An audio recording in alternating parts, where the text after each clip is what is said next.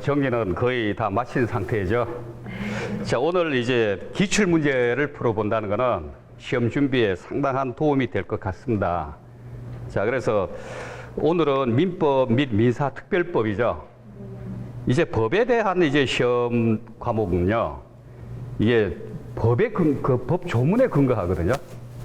그러니까 법 이론적인 내용을 공부하면서 또 법 조문을 근거를 확실하게 이제 챙길 필요가 있고요. 또 법적인 근거를 이제 챙기면서 이론적인 내용을 다시 살필 필요가 있습니다. 이 법 과목에 대한 시험 준비는요. 자, 그래서 이게 시험이다 보니까 이게 특히 이제 부동산 중개에 관련된 민법이나 민사특별법의 내용이 지문으로 나오고 시험 문제로 나오거든요. 자, 그렇기 때문에요, 대법원 저는 합의체 판결이 그 판례가요, 시험의 지문으로 거의 나오고 있습니다.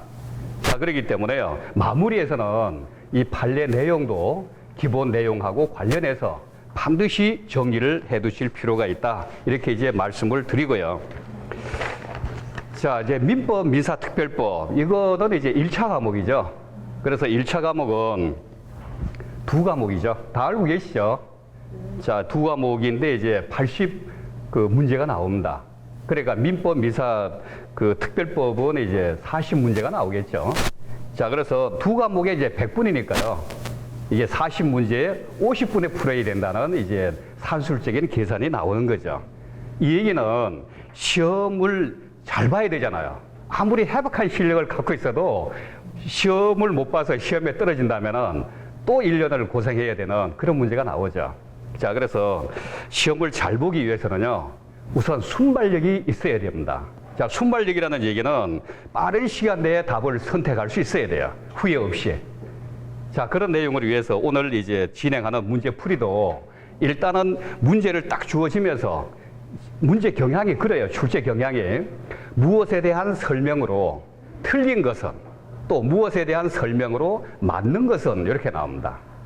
자, 그렇기 때문에 무엇에 대한 것은 우리가 기본 원리에서, 기본 교과 내용에서 공부한 그런 흐름대로 이제 짚어나가면서요, 옳은 것은, 틀린 것은 딱 나오잖아요. 그러면 지문을 읽어가면서 확실하게 틀린 거, 확실하게 옳은 것을 그냥 체크하고 넘어가는 그런 순발력도 이제 시험에서는 필요하지 않을까 싶고요. 하나 주의할 사항은 틀린 것은, 옳은 것은 하면서 가로 열고 다툼이 있으면은 판례에 의한다. 꼭 그렇게 이제 제시를 합니다. 그 판례에 의한다는 얘기는 시험의 지문이나 시험 내용이 판례에 근거하고 있다, 이렇게 이제 우리가 해석할 수 있습니다. 그러니까 이제 그 기존의 문제를 중심으로 또 판례 내용도 이제 정리를 하는 것이 시험을 잘 준비하고 마무리하는 과정이다, 이렇게 이제 볼 수가 있고요.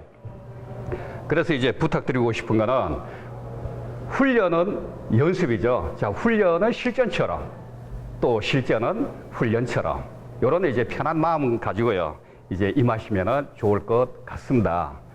자, 그래서 자, 시험 문제 다들 갖고 계시죠? 요거는 이제 작년도에 이제 시험 친 겁니다. 작년도가 이제 29회죠. 자, 29회 이제 공인중개사 민법, 민사집행법, 민사특별법 중 부동산 중개에 관한 규정 과목입니다. 자, 우선 41번의 문제를 먼저 풀어보죠. 자, 한번 보세요. 한 10초 드릴게요.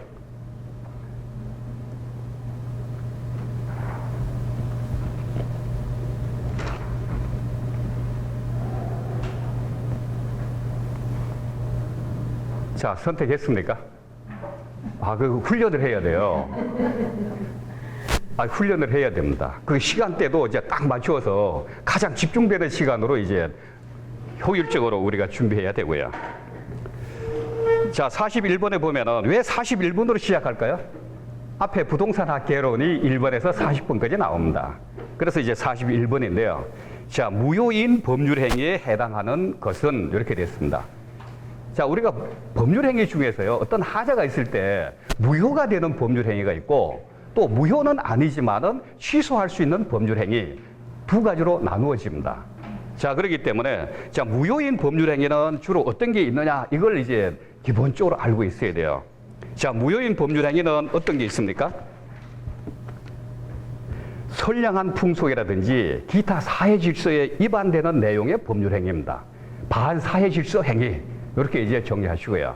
자, 그 다음에 또 무효가 되는 거는 당사자의 궁박이라든지 경솔, 무경험으로 인해서 현저하게 공정을 잃은 법률행위. 그 다음에 이제 통정허위 표시 이런 게 다 이제 무효가 됩니다. 그러니까 무효인 법률행위는 이제 그 세 가지 기준에서 이제 익혀두시면은 정확할 것 같아요. 그러면 나머지는 취소할 수 있는 법률행위. 그러면 구체적으로 어떤 게 있을까요? 우리 민법의 규정을 보면은 법률행위 내용 구성, 내용에서 중요 부분에 착오가 있는 경우, 착오로 인한 법률행위죠. 그 착오가 상대방이 유발했던 또 내가 착오를 일으켰던 관계없고요. 결론적으로 착오에 의한 법률행위는 취소할 수 있다. 그 다음에 사기나 강박에 의한 법률행위입니다. 자, 이것도 이제 취소할 수 있어요. 이 취소할 수 있다는 얘기는 뭡니까? 취소해도 좋고 취소 안 해도 좋고 취소할 것인가의 여부에 대해서는 취소권자가 결정할 문제가 되는 거죠. 자, 그러면 문제로 돌아와서요. 자, 무효인 법률행위에 해당하는 것은 하면 어떻게 될까요? 1번은 착오로 체결, 착오가 나왔으니까 요거는 이제 취소할 수 있는 법률행위죠. 그 다음에 기망행위로 인한 교환계약, 교환계약도 다 법률행위거든요. 계약이니까. 자, 그렇다면 기망, 이 기망이라는 게 사기할 때에 기망의 방법으로 하는 거죠. 속여서 한다는 얘기죠. 그러니까 이것도 사기에 의한 이제 법률행위로 봐서 취소될 수 있는 거고. 그 다음에 대리인의 사기입니다. 야, 본인을 대리한 대리인이 사기친 거죠. 어쨌든 사기 또는 강박에 의한 법률행위는 취소할 수 있다. 그러니까 하여간 사기 나오면 이것도 취소할 수 있다. 이렇게 바로 보시면 돼요. 그 다음에 이제 4번에 보시면 사회질서에 위반한 조건이 붙은 법률행위입니다. 그러니까 반사회질서 행위는 무효라 그랬죠. 자, 그러니까 이게 무효인데 사회질서에 위반한 조건이 붙은 법률행위입니다. 자, 조건이 붙었던 그냥 법률행위든 관계가 없어요. 그러니까 반사회질서 얘기가 나오면은 이건 무효다 이렇게 보시면 되고, 그 다음에 5번에 보시면은 상대방이 유발한 착오에 의한 임대차 계약. 임대차 계약도 법률행위잖아요. 그러니까 법률행위에 착오가 있었다는 얘기이기 때문에 유발을 누가 했던 관계 없다는 얘기죠. 그러면 이제 전체적으로 이 문제를 어떻게 읽을 것이냐. 자, 무효인 법률행위다 그러면 이걸 다 보세요. 보시는데 어느 건지 이게 오지선다다 보니까 두 개나 꼭 말썽을 부리게 만들어 놨어요. 그러니까 거기에 휩쓸려 가지고 고민하다 보면은 시간 다 날립니다. 그러니까 그렇게 고민하지 마시고 전체적으로 봐요. 잘 모르면은 봐가지고 여기서 무효라는 거는 취소할 수 있는 것보다도 농도가 더 깊은 거예요. 그러니까 사기나 착오나 이거는 그럼에도 불구하고 당사자한테 유리할 수도 있기 때문에 취소 안 할 수도 있거든요. 자, 그렇지만은 반사회 질서다 이러면은요, 이거는 취소할 수 있는 정도가 아니고 무효다는 거죠. 그러니까 이걸 딱 4번으로 고르게 그런 시각에서 골라도 나오지 않을까. 자, 1번은 그렇게 됐고요. 자, 그 다음에 2번의 문제를 한번 보시죠. 자, 잠깐 읽어보세요.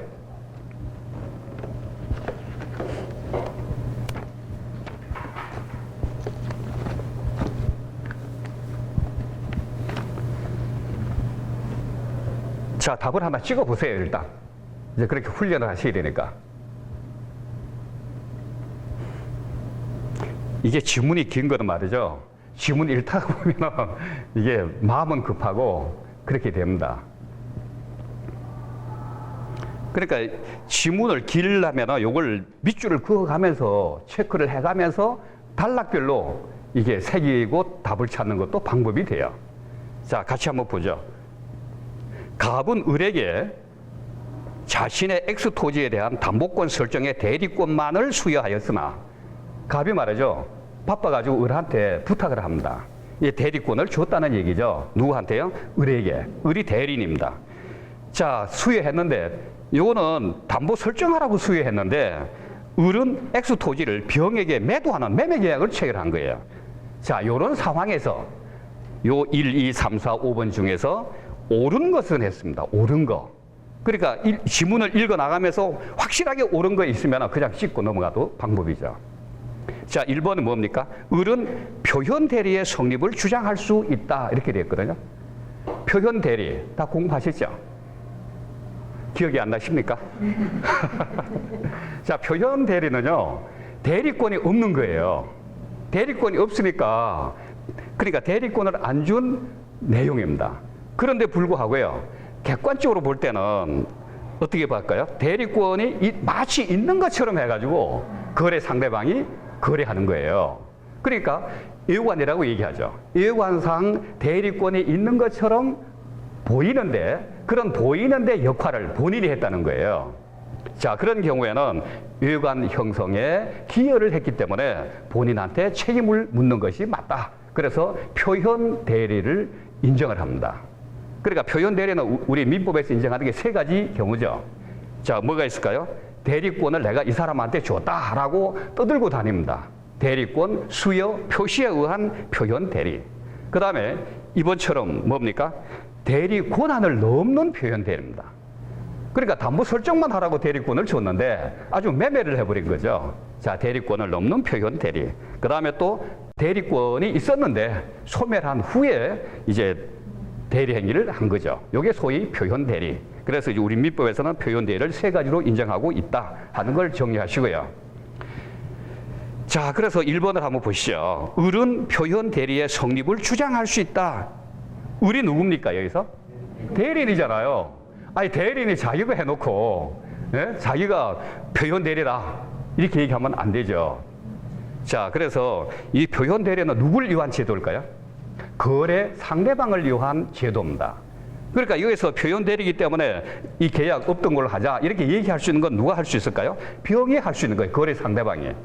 자, 아니면은 표현 대리이기 때문에 본인이 이 대리권을 안 줬다 하더라도, 매매에 대한 대리권을 안 줬다 하더라도 대리권을 준 것과 같이 예고하는 보이는데 기여를 했다. 그러니까 본인 책임져라 라고 표현 대리를 주장할 수 있는 거죠. 그건 거래 상대방이 할 수 있는 거예요. 병이. 그러니까 이거는 확실하게 틀린 거죠. 자, 그 다음에 2번은 뭡니까? 표현 대리가 성립하는 경우 병에게 과실이 있으면 과실 상계하여 갑의 책임을 경감할 수 있다. 이런 얘기입니다. 자, 이게 표현 대리가 일단 성립한다고 봤을 때 얘기거든요. 그런데 거래 상대방인 병이, 매매 계약의 상대방인 매수인이 되겠죠. 병이 과실이 있는 거예요. 조금만 주의했다면은 요 매매 계약에 대한 대리권이 없다는 걸 알았을 텐데 몰랐다는 거예요. 그렇다면은 모르는 점에 대해서, 과실의 점에 대해서 일정 책임을 부담하는 게 맞지 않느냐. 그게 이제 과실상계의 얘기입니다. 그런데 이거는 이게 표현 대리에서는요, 표현 대리가 인정되면 본인이 전적인 책임을 지는 거예요. 그렇기 때문에 과실상계하고 말고 하는 문제는 없습니다. 그렇게 확실하게 정리해 두시면 될 것 같고요. 자, 그 다음에 세 번째 뭡니까? 병은 계약 체결 당시, 매매 계약 체결할 때죠. 자, 당시 을에게 그 계약을 체결할 대리권이 없었음을 알았더라도 계약을 철회할 수 있다. 자, 이 얘기는 뭡니까? 계약 체결 때 을에게 대리권, 참 그 계약을 체결할 만한 대리권이 없음을 알았어요. 자, 알았으면 계약을 철회할 수 있다. 이게 원론적으로 한번 생각해 보세요.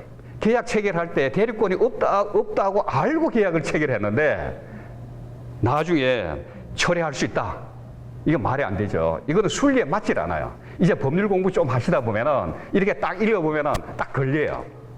이게 원리에 안 맞다는 거죠. 그러니까 이게 법에서도 그러죠. 본인이 추인할 때까지 상대방은 철회할 수 있어요. 의사표시에 대해서. 철회할 수 있는데 계약 당시에 대리권이 없다 하는 걸 알았을 때는 철회를 하지 못하도록 우리 민법에서는 규정을 하고 있다. 이렇게 보시면 되죠. 그러니까 표현 대리편을 오늘 돌아가셔가지고 그 부분만큼이라도 읽어보시고 거기에 대한 판례가 뭐가 있는지도 한번 보시고 법 조문을 밑줄 그어가면서 마무리하시고 이제 그렇게 요 기출 문제를 놓고 그렇게 하는 게 굉장히 좋습니다. 어차피 공인중개사 시험은 문제 은행으로 하잖아요. 그렇기 때문에 기출 문제가 자꾸 반복해서 나오는 경우가 많습니다. 자, 그 다음에 4번을 한번 보시면요.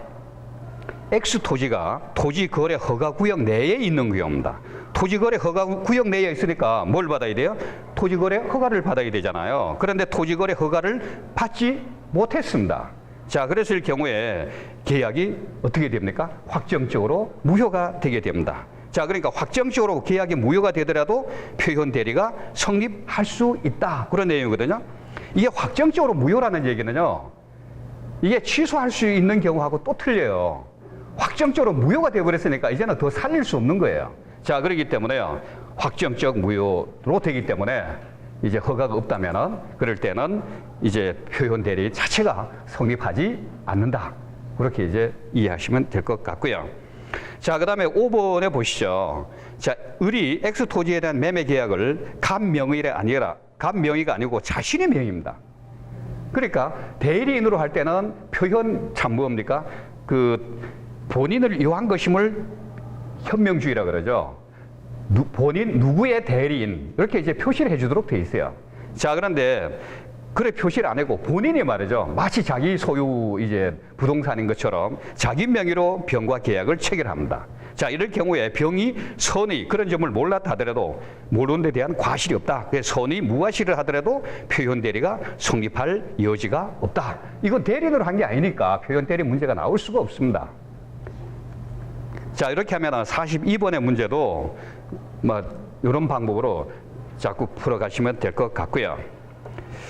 자, 그 다음에 이제 43번의 문제를 한번 보시죠. 잠깐 읽어보세요.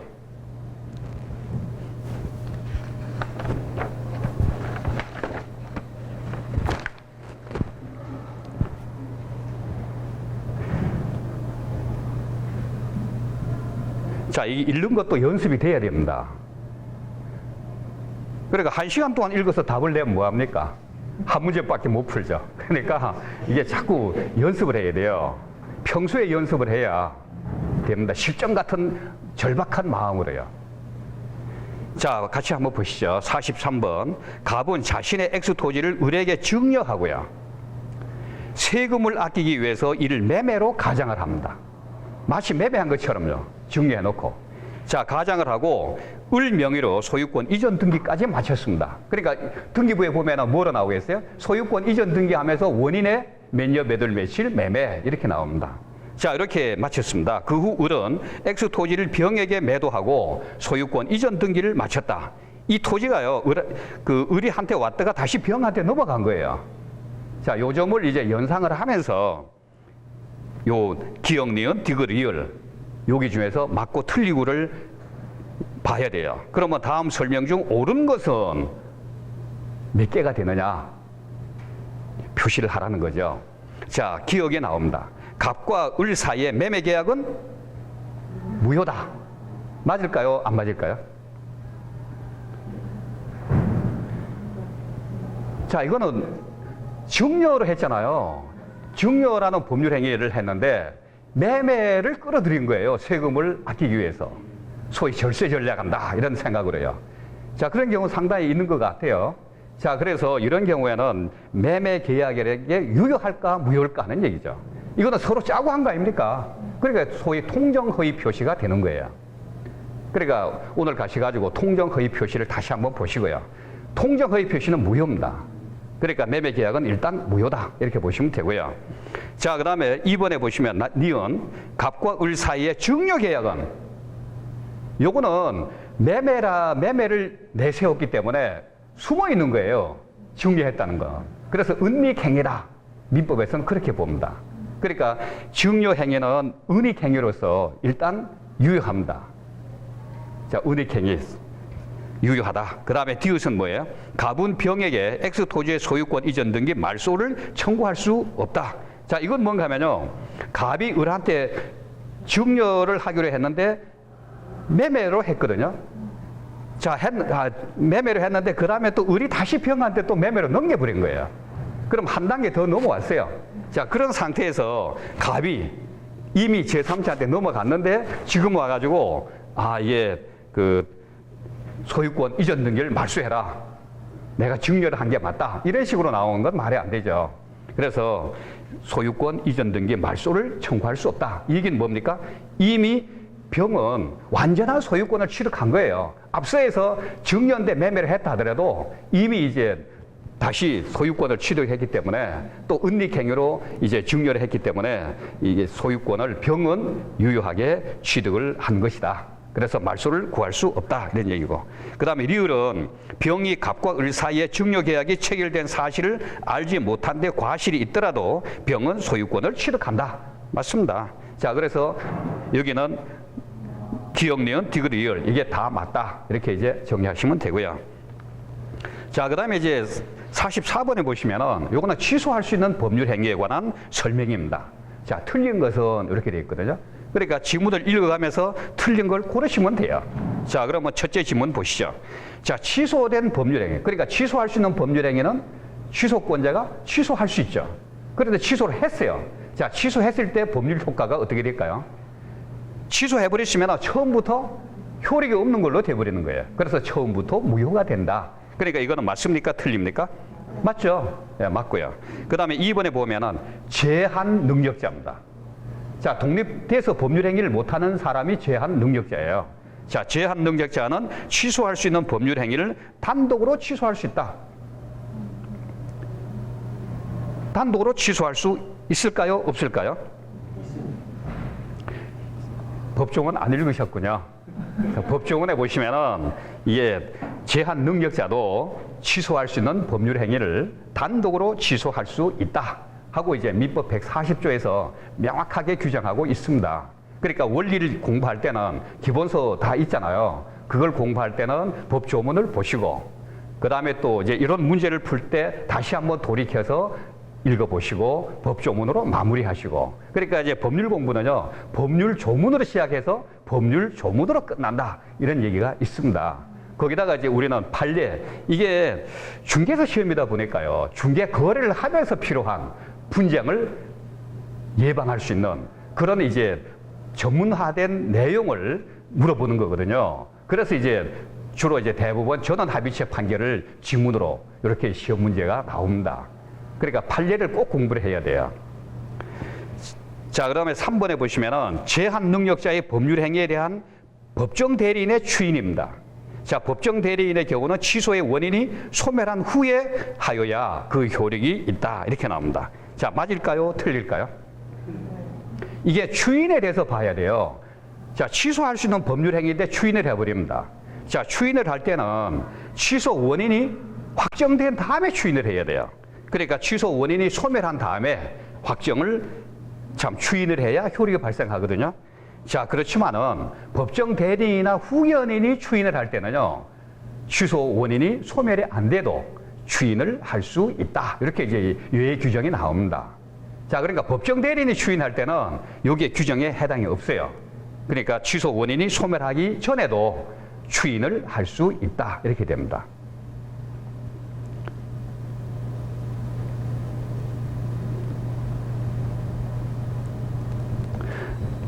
자, 그러니까 요게 틀린 거죠. 자, 그 다음에 4번에 보시면 제한 능력자가 취소의 원인이 소멸한 후에, 취소의 원인이 소멸한 후에 하니까 뭡니까? 추인을 할 수 있는 단계가 됐다. 이렇게 이제 우리는 보셔야 되고요. 그런데 추인을 해야 되는데 적극적인 추인만 추인이냐? 여기에는 뭐라 그랬어요? 이의를 보류하지 않고 채무 일부를 이행을 해버린 거예요. 조건 없이 이행을 하는 거예요. 그렇다면 그거는 뭡니까? 소극적으로 추인한 거죠. 인정한 겁니다. 그래서 이제 요거는 추인한 것으로 본다. 일부 이행이 됐기 때문에요. 자, 그 다음에 이제 5번에 보시면은 취소할 수 있는 법률 행위의 상대방은, 상대방이 확정된 경우입니다. 이게 법률 행위의 상대방이 확정이 됐을 때는 그 상대방에 대한 의사 표시를 하도록 법의 규정이 나와요. 그 상대방 아닌데 의사 표시를 할 수는 없잖아요. 자, 그렇게 이제 보시면 돼요. 이런 내용이 다 법 조문에 나옵니다. 그러니까 한번 돌아가셔가지고 이제 조문을 보시면 되겠고요. 자, 46번을 한번 보시죠. 이 지문이 조금 긴데요. 빠른 시간 내에 한번 읽어보시면서 빨리 읽는다 해서 내용을 놓치면 안 되고요. 내용은 내용대로 간직을 하면서 한번 요 몇 줄 읽어보세요.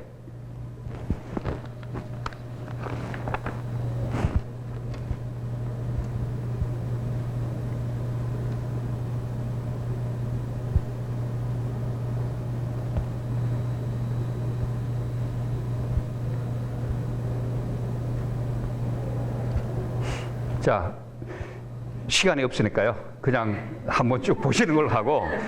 자, 무슨 뜻인지 알아먹었습니까? 그냥 요 문제 안 읽고 바로 1번, 2번으로 들어가도 되겠어요?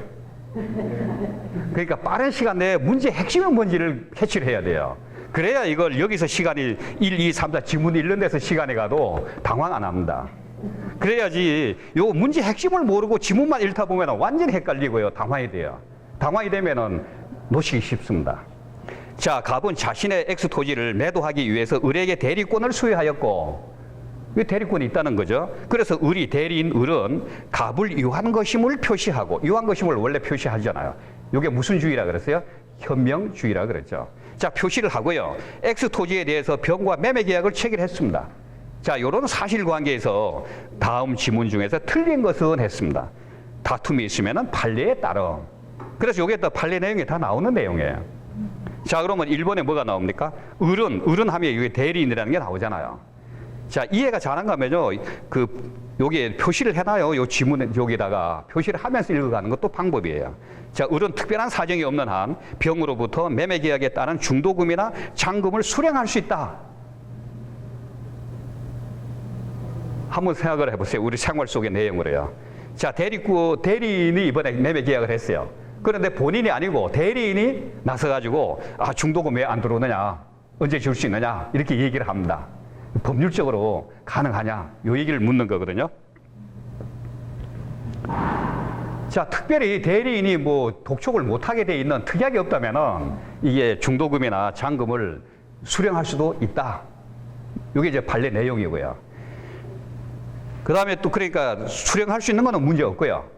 자, 2번에 보시면은 병이 매매 계약을 적법하게 해지를 했습니다. 자, 병이 매매 계약을 해지했거든요. 그런 경우에 병은 을에게 손해배상을 청구할 수 있다. 지금 계약은 누구하고 한 겁니까? 대리인으로 을이 나왔지만은 이 계약서의 당사자는 누구예요? 갑하고 병이 되는 거예요. 그러면 병이 계약을 해지했다. 이러면은 손해배상을 청구를 누구한테 할까요? 계약의 당사자인 갑에게 해야 되는 거죠. 자, 그래서 2번은 을에게 청구할 수 있는 게 아니고 갑에게 청구할 수 있다. 그러니까 이게 틀린 것이죠. 자, 2번이 답이고요. 자, 3번에 보시면은 병의 채무 불이행이 있습니다. 자, 매수인이 채무 불이행을 했어요. 뭐 중도금 안 냈다든지 잔금은 안 냈습니다. 자, 채무 불이행이 있는 경우 을은 특별한 사정이 없는 한 계약을 해지할 수 없다. 을이 계약을 해지할 수 있을까요?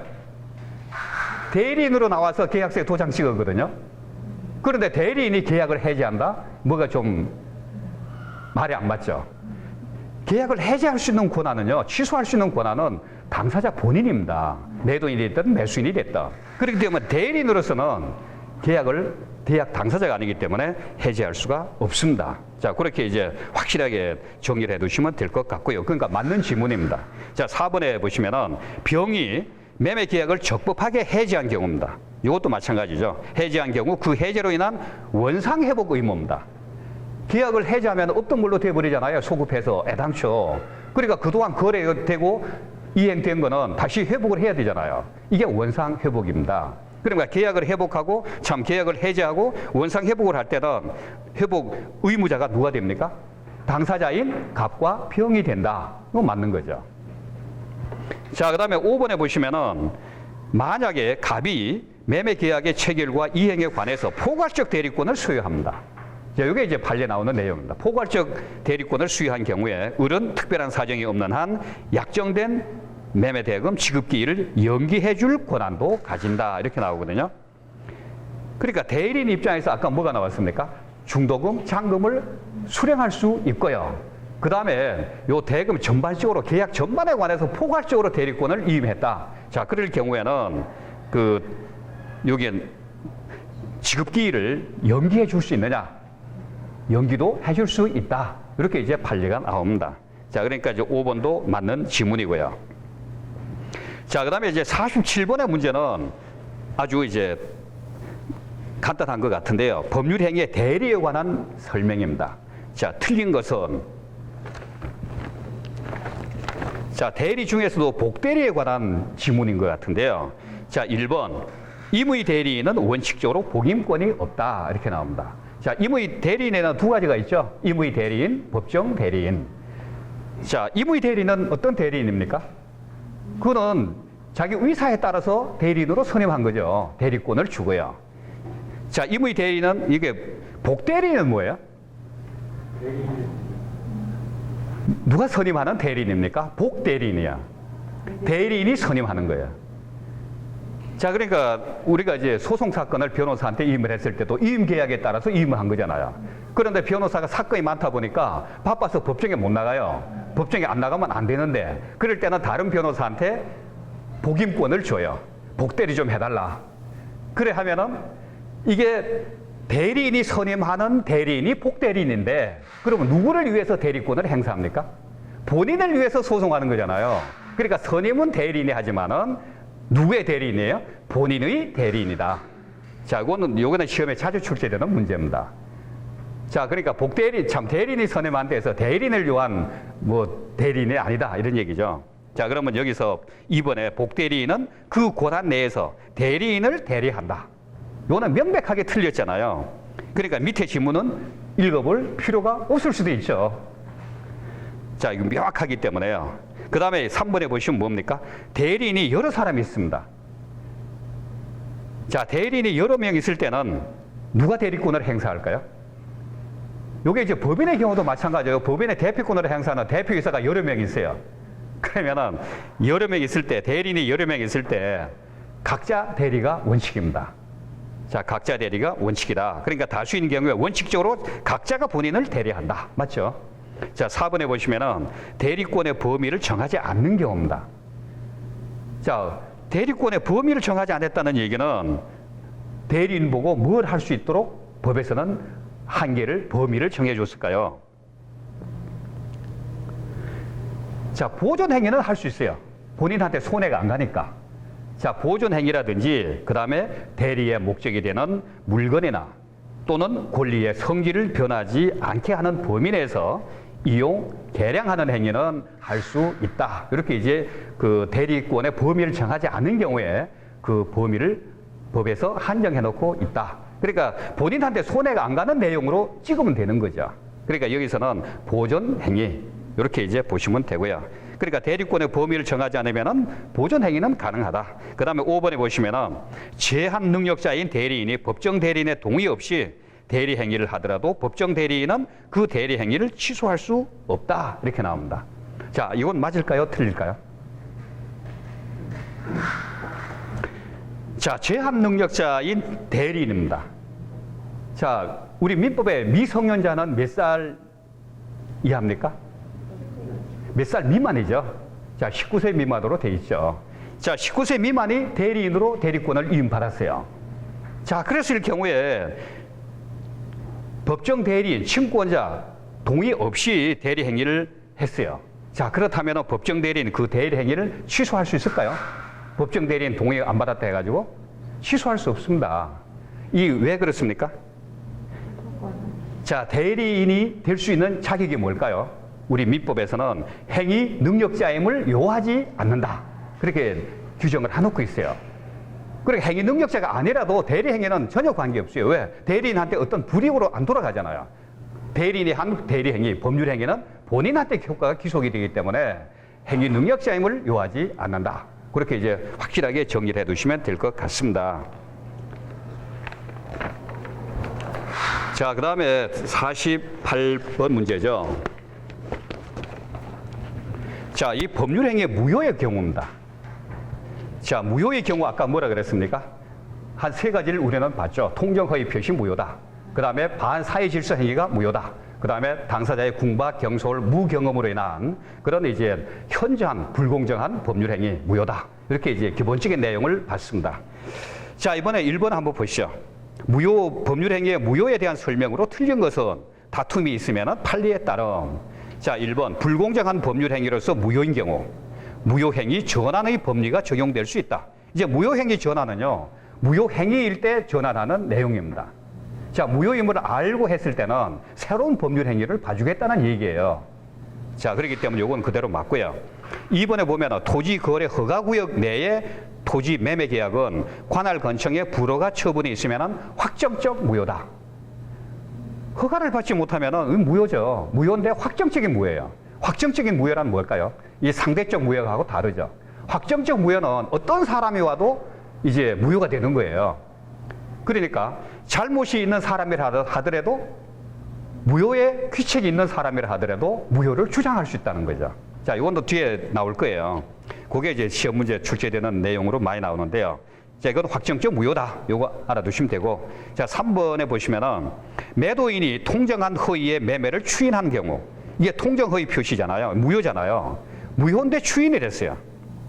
자, 다른 약정이 없으면 계약을 체결한 때로부터 유효로 된다. 이게 추인을 했대서 무효인데 추인을 했대서 유효로 될까요? 안 되죠. 자, 추인은 언제 한다고요? 취소할 수 있는 경우에 하는 거예요. 자, 그런데 이게 무효의 경우에는 어떻게 됩니까? 무효임을 알았을 경우에는 다른 약정이 없을 때는 이게 계약을 체결한 때로부터가 아니고요. 자, 무효임을 알고 추인했거든요. 자, 그랬을 경우에는 다른 새로운 법률 행위로 본다. 이제 그렇게 정리하시면 됩니다. 자, 이렇게 됐고요. 자, 이미 요 4번입니다. 이미 매도된 부동산에 관해서, 이 매도가 됐어요. 이미 매도가 된 부동산에 대해서 매도인의 채권자가 이게 돈 받을 사람이잖아요. 이 채권자는 이미 이건 뒤에 보자. 매도인의 채권자가 매도인의 배임 행위에 적극 가담하여 설정된 저당권은 무효이다. 어떨 것 같습니까? 자, 이미 팔아버렸거든요. 팔아버렸는데요. 다시 또 내가 팔아놓고 그 판 부동산에 저당권을 설정을 합니다. 담보 설정을 해요. 요거는 뭡니까? 산 사람에 대한 배임 행위예요. 자, 배임 행위거든요. 그 배임 행위에 그 매도인의 채권자가요, 적극적으로 가담하는 거예요. 그러니까 이미 내가 부동산 팔았는데 채권자한테 와가지고요, 이게 팔았지만은 요거 근저당을 일단 설정을 해도 문제 없다든지, 이렇게 적극적으로 가담을 해가지고 배임 행위를 유도한 거죠. 자, 그래가지고 저당권이 설정이 됩니다. 자, 이랬을 때 담보권은 무효가 될까요? 유효가 될까요? 자, 이런 경우는 당연히 무효죠. 요거는 뭡니까? 배임 행위니까 반사회 질서 행위예요. 이건 반사회 질서 행위입니다. 배임 행위, 이건 범죄 행위입니다. 자, 그 다음에 5번에 보시면은 토지거래 허가구역 내의 토지거래 계약이 확정적으로 무효가 됩니다. 아까 확정적으로 무효가 된다 그랬죠? 거래 허가 못 받으면은 그 계약이 무효로 되는데 책임이 있는 사유가 있는 자도 무효를 주장할 수 있다. 주장할 수 있을까요? 없을까요? 무효를 주장할 수 있죠. 그 무효는 확정적으로 무효가 됐다는 얘기는 무효라는 거예요. 책임이 있는 사람이 뭐 무효가 아니든 무효든 어떤 주장을 해도 무효인 거죠. 자, 그러니까 이제 누구라도 무효로 주장할 수 있다는 거예요. 책임이 있어도. 자, 그게 확정적 무효다 이렇게 보고요. 자, 그 다음에 이제 49번의 문제 보면은 요거는 취소할 수 있는 법률 행위, 언제까지 취소할 수 있느냐. 자, 취소권 행사는 언제까지 할 수 있느냐. 이게 취소권 행사에 이제 그 기간을 정해놓은, 권리 행사 기간을 정해놓은 거죠. 그러면 여기에 법률 행위를 한 날로부터 몇 년 내가 될까요? 10년 내로 해야 되고요. 그 다음에 추인할 수 있는 날로부터 3년 내에 행사하여야 한다. 그러니까 여기서는 이게 법조문하고 거꾸로 해놨죠. 자, 그래서 3년, 10년 이렇게 보시면 됩니다. 그러니까 법률행위의 취소권은 추인할 수 있는 날로부터 3년, 법률행위를 한 날로부터 10년 내에 행사를 해야 된다. 이렇게 이제 보시면 되겠고요. 자, 그 다음에 이제 50번의 문제를 보시죠. 자, 법률행위의 조건과 기한입니다. 조건, 기한. 이게 이제 법률행위에 붙어서 나오는 부관해라고 얘기를 합니다. 자, 한번 읽어보셨죠? 다 조건, 기한 이렇게. 계약을 할 때 조건을 많이 붙이고요. 기한도 붙입니다. 자, 1번에 보시면은 옳은 것은 했습니다. 자, 1번. 정지 조건이 있는 법률행위는 그 조건이 성취한 때로부터 그 효력을 잃는다 했습니다. 그러니까 조건을 붙여놨어요. 자, 예를 들어가지고요. 제가 갖고 있는 게 부동산밖에 없습니다. 그래서 여러분들이 30회 공인중개사 시험에 합격한다면 내 소유 부동산, 강남에 있는 부동산을 증여하겠다. 이렇게 정리하겠다는 게 뭐예요? 조건을 붙였잖아요. 공인중개사 시험에 합격한다면, 그래, 합격해야 조건이 성취가 돼야 내가 정리할 수 있는 거잖아요. 그게 정지 조건이에요. 그러면 해지 조건은 뭡니까? 내가 지금까지 합격하도록 매달 그 돈을 100만 원씩 준다. 생활비 걱정하지 말고 올인해서 금년에 꼭 시험 합격하라. 100만 원씩 계속 지원해 줬어요. 그런데 지원해 줬는데 만약에 시험에 떨어지면은 조건이에요. 그게 시험 떨어지면은 100만 원 주던 걸 안 주겠다. 이게 이제 해제 조건부 이제 조건이 되는 거예요. 자, 그렇기 때문에 여기서는 정지 조건이잖아요. 자, 정지 조건이 있는 법률 행위는 조건이 성취가 되면은 그때부터 효력을 잃는 게 아니고 효력이 생기는 거예요. 그때부터. 요걸 구분을 하셔야 돼요. 시험장에 가면 이게 애매해서 혼동이 되는 경우가 있는데요. 그러니까 해제 조건이 있는 법률 행위는 조건이 성취된 때로부터 효력을 잃게 되는 거죠. 자, 그거를 이제 분명히 하시고요. 그 2번에 보시면은 기한이 나옵니다. 자, 요 기한. 요 기한은 많이 나오죠. 우리가 경매에서 낙찰받아도 요 기한 내 돈을 매각 대금을 내야 됩니다. 자, 기한. 자, 기한은 누굴 이용한 것으로 법에서는 추정을 합니까?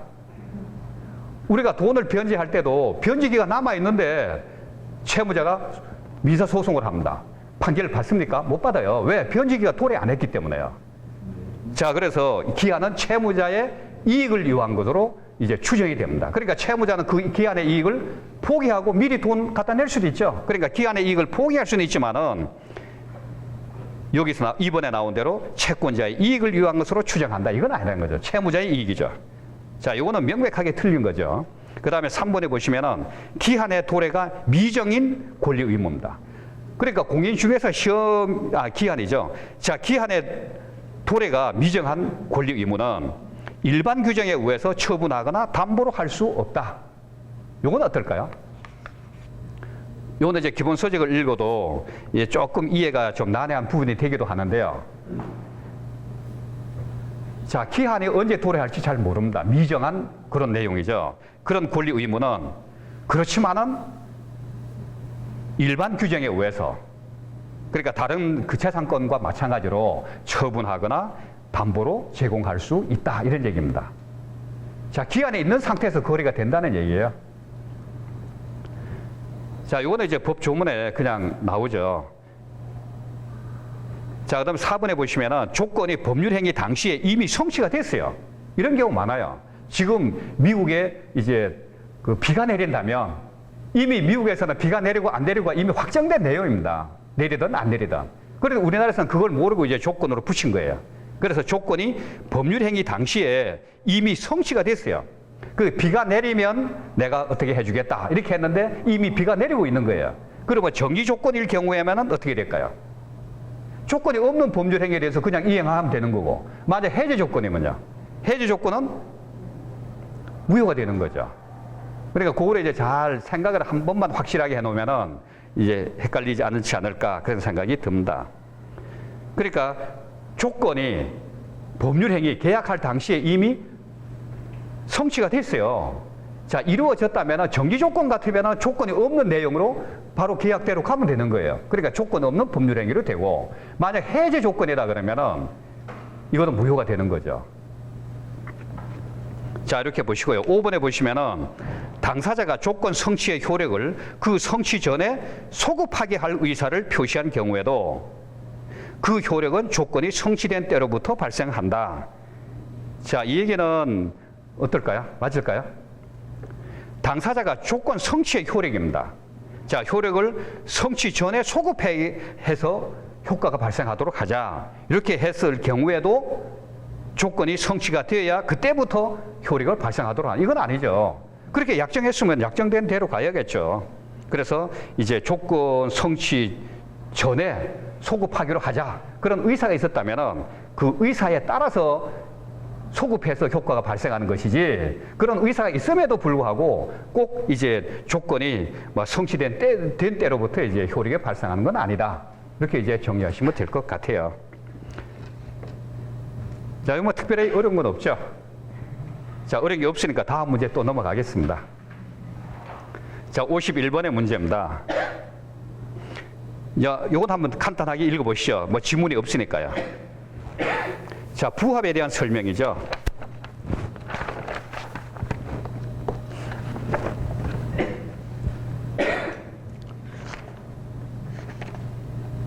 옳은 것은 했습니다.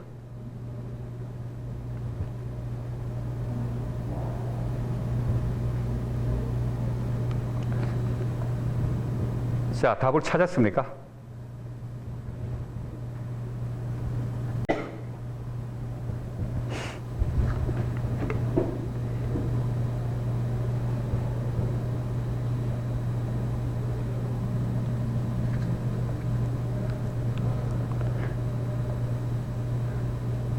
자, 1번을 같이 보죠. 자, 건물은 토지에 부합한다. 맞습니까? 아니죠. 우리나라에서는 이원화되어 있죠. 건물도 별도의 독립된 부동산이다. 자, 그러니까 이건 틀린 거고요. 2번에 보시면은 정당한 권원에 의해서 타인의 토지에서 경작 재배하는 농작물은 토지에 부합한다.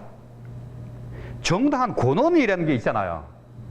정당한 권원이 있기 때문에 토지에 부합시키면 안 되죠. 그렇죠? 우리 민법에 이제 그런 게 나오죠. 자, 부동산의 소유자는 그 부동산에 부합된 물건의 소유권을 취득한다. 자, 그러놓고 어떻게 합니까? 그러나 타인이 권원에 의해서 부속이 된 것은 그러하지 아니하다. 그러니까 정당한 권원이 있다면은 이게 토지 소유자한테 귀속이 안 돼야죠. 왜? 정당한 권원이 있는데요. 정당한 권원에 어떤 게 있을까요? 임차권이라든지 유치권이라든지 정당한 권원에 의해서 있다면은 부합을 시키면 안 되죠. 토지 소유자한테. 자, 3번에 보시면은 건물에 부합된 증축 부분이 경매 절차에서 경매 목적물로 평가되지 않은 때는 매수인은 그 소유권을 취득하지 못한다. 이렇게 되어 있습니다. 어느 부분이 틀렸을까요?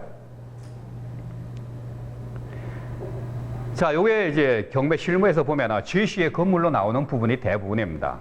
그러니까 제시의 건물이 평가가 안 됐다. 예를 들어서 한 개 층이 더 증축이 됐거든요. 그러면 그게 담보권 실행한 임의 경매예요. 그러면 3층짜리에 있을 때 근저당 설정을 했는데 근저당이 설정이 되고 한 개 층을 더 올렸어요. 그러면 증축 부분이 부합이 되잖아요. 그런데 그게 경매를 신청했더니만은 법원에서는 평가를 안 했어요. 제시의 건물의 증축 부분에 대해서 평가를 안 했다면은 매수인이 그 매각 대금을 완납한 매수인은 소유권을 취득하지 못합니까? 그러면 3층만 쓰고 4층은 그러면 못 쓰겠네요. 대금 내고. 자, 이건 아니죠. 자, 이거는 평가가 됐든 안 됐든 관계없이 부합이 돼버리는 거예요. 자, 그래서 별도의 독립 물건이 아니잖아요. 중요한 핵심은 그거예요.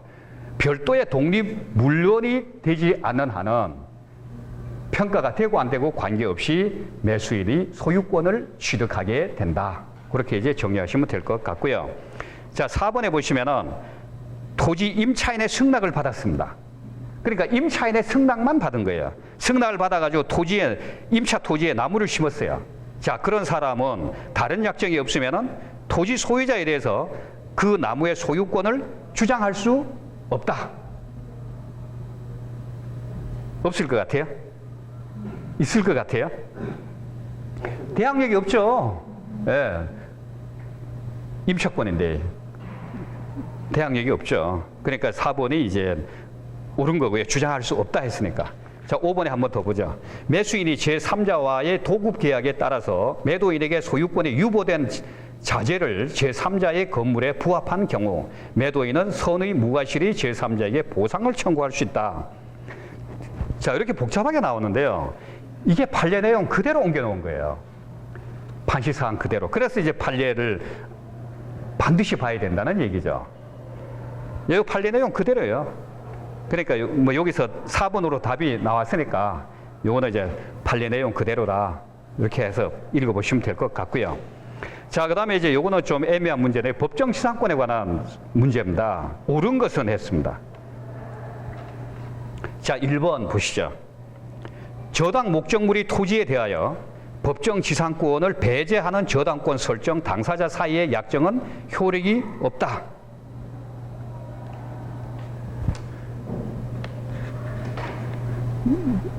맞습니까?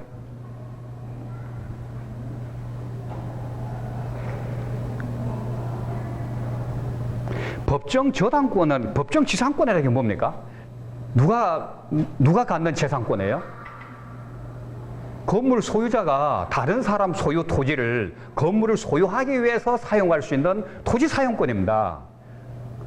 토지 사용권을 얻기 위해서는 보통 토지 소유자와 뭘 계약을 합니까? 지상권 설정 계약을 해서 등기부에 등기가 돼야 남의 토지를 건물을 소유하기 위해서 사용할 수 있게 되거든요.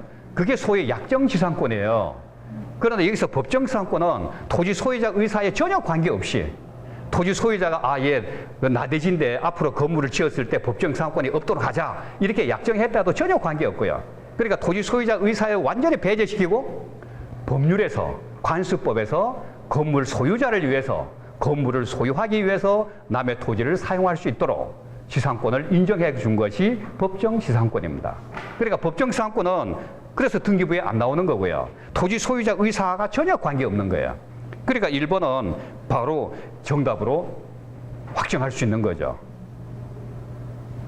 자, 그러니까 법정 지상권을 배제하는 저당권 설정 당사자 사이의 약정은 효력이 없다. 이게 딱 맞습니다. 나머지도 읽어봐야 되겠죠. 자, 2번. 법정 지상권자가 지상 건물을 제3자에게 양도한 경우입니다. 이런 경우 많아요. 자, 법정 지상권이 인정이 돼요. 건물 소유를 위해서. 그런데 이 건물을 다른 사람한테 팔아먹습니다.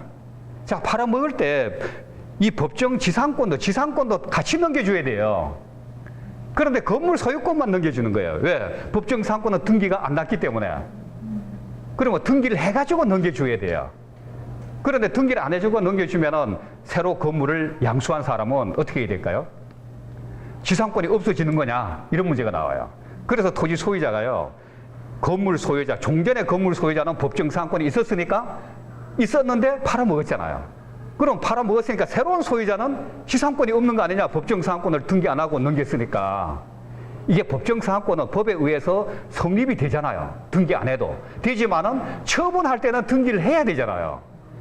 그러니까 법정 지상권을 등기해가지고 이전을 해줘야 되는데, 지상권 이전 등기를 새로운 소유자한테 해줘야 되는데 그걸 안 하고 그냥 넘겨준 거예요. 건물만 넘겨준 거예요.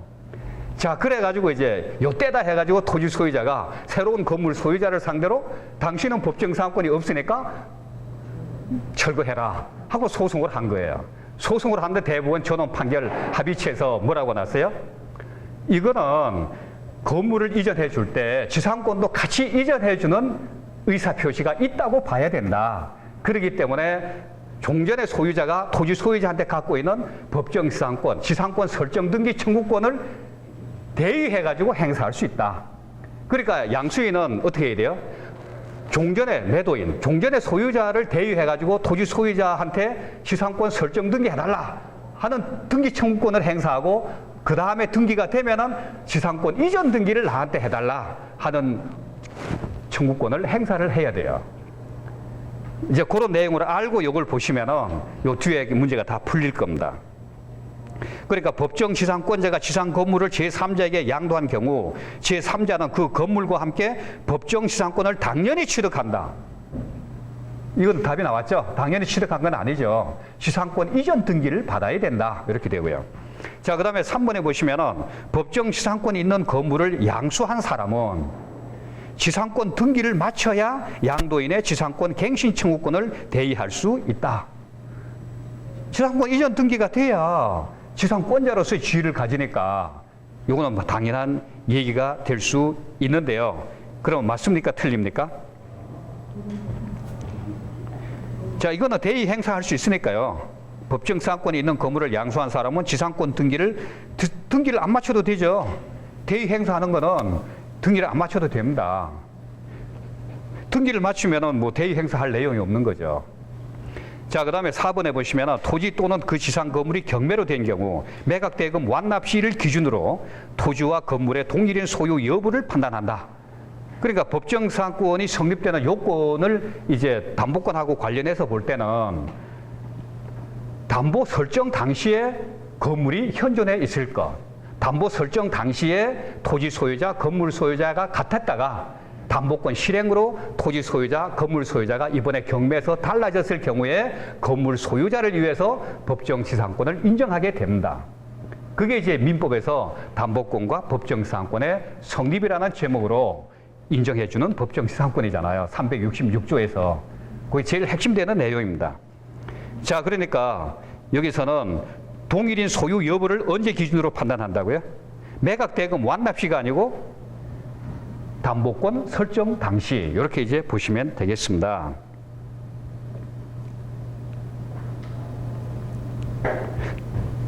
자, 이렇게 보시면 되고요. 그 다음에 이제 5번에 보시면은 건물을 이용한 법정지상권이 성립한 경우 그 건물에 대한 저당권이 실행되면은 경락인은 등기하여야 법정지상권을 취득을 한다. 맞습니까? 자, 건물을 위한 법정지상권이 인정이 돼요. 자, 인정이 되면은 담보권이, 저당권이 실행됐다는 얘기는 뭐예요? 토지 소유자, 건물 소유자가 달라지고 건물 소유자한테는 법정지상권이 인정을 한다는 얘기 아닙니까? 인정이 된다는 얘기잖아요. 자, 그럴 때 낙찰받은 사람은 등기를 해야 법정지상권을 취득하느냐 이건. 이 법정지상권은 법에 의해서 성립하는 재산권이기 때문에 법률의 규정에 의한 거잖아요. 그러니까 민법 187조에 따라 가지고 처분할 때만 등기하는 것이지 이게 성립 요건이 아니잖아요. 처분 요건이죠. 186조는 성립 요건이잖아요. 법률 행위에 의한 부동산 물권 변동은 등기하여야 한다. 자, 이렇게 이제 보시면 될 것 같고요. 그 다음에 이제 등기에 관한 문제가 나옵니다. 자, 53번이죠. 자, 이거를 간단히 한번 읽어보세요. 읽어보시고 틀린 것은 했으니까 이거는 한 6초 정도면 답을 낼 것 같은데요.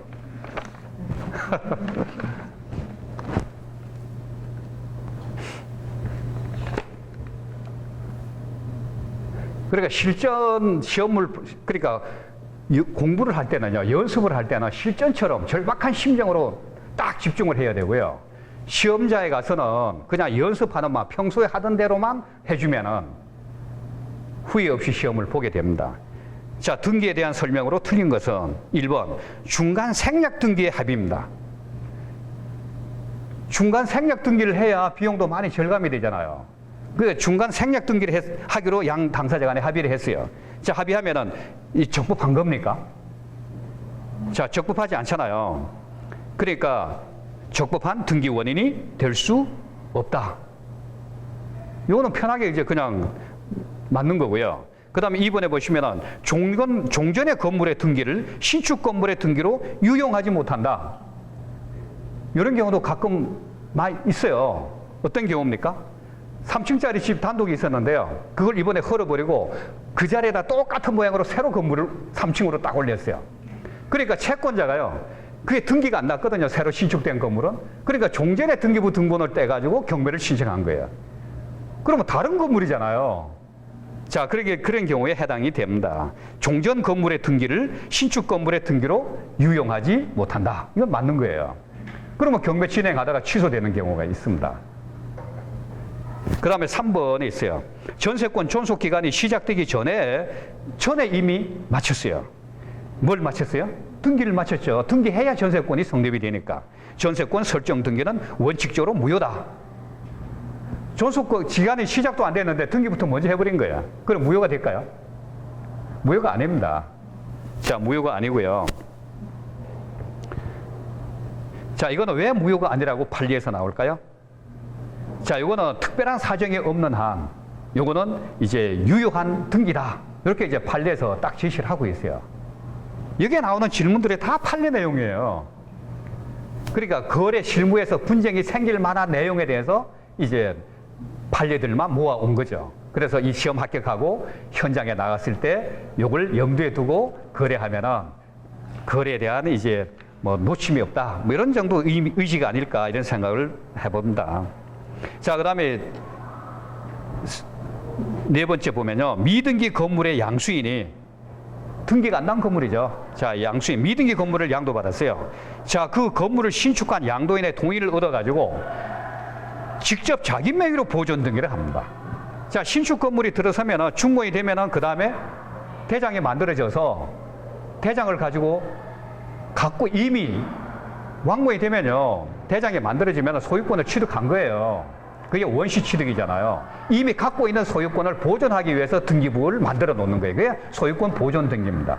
그러니까 소유권 보존 등기할 때 신축한 양도인 이름으로 그 사람 소유니까 그 사람 이름으로 보존 등기해가지고 내가 이전 받으면은 비용이 많이 들어가잖아요. 그래서 양도인하고 어떻게 얘기합니까? 내 이름으로 바로 하겠습니다. 이렇게 이제 보존 등기할 때 이렇게 이제 양도인하고 양수인이 합의가 됐을 때 자기 그 양수인 명의로 보존 등기를 했다. 그러면 그 등기가 유효하냐? 이런 얘기입니다. 유효할까요? 자, 대법원 판례에서는 어떻게 나올까요? 유효하다고 봅니다. 왜 유효하다고 볼까요? 이 부동산에 관한 현재 소유자를 실체적인 현재 소유자, 진실한 권리 상태에 부합이 된다. 이런 이유로 대법원 판례에서는 이제 유효하다. 이렇게 본 거예요. 자, 그렇게 보고요. 그 다음에 5번에 보시면은 중간 생략 등기를 합의를 합니다. 이게 중간 생략 등기는 뭔지 아시죠? 자, 중간 생략 등기는 거래가 몇 차례 됐는데 중간에 있는 걸 빼버리는 거예요. 그리고 바로 이제 거래한 것처럼 중간 생략 등기를 합의한 최초 매도인은 그와 거래한 매수인의 대금 미지급을 들어서 대금 지급 안 했기 때문에 최종 매수인 명의로 이전 등기 못 해주겠다. 이전 등기 의무 이행을 거절할 수 있다. 맞습니까?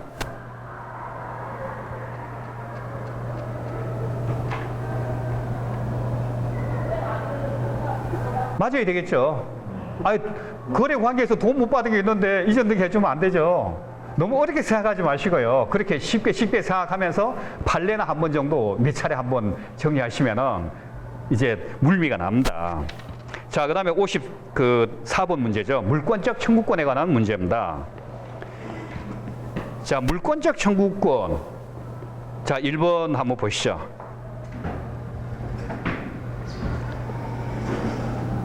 자, 소유자는 자, 물권적 청구권에 의해서 방해 제거 비용 또는 방해 예방 비용을 청구할 수 없다. 맞을까요? 틀릴까요?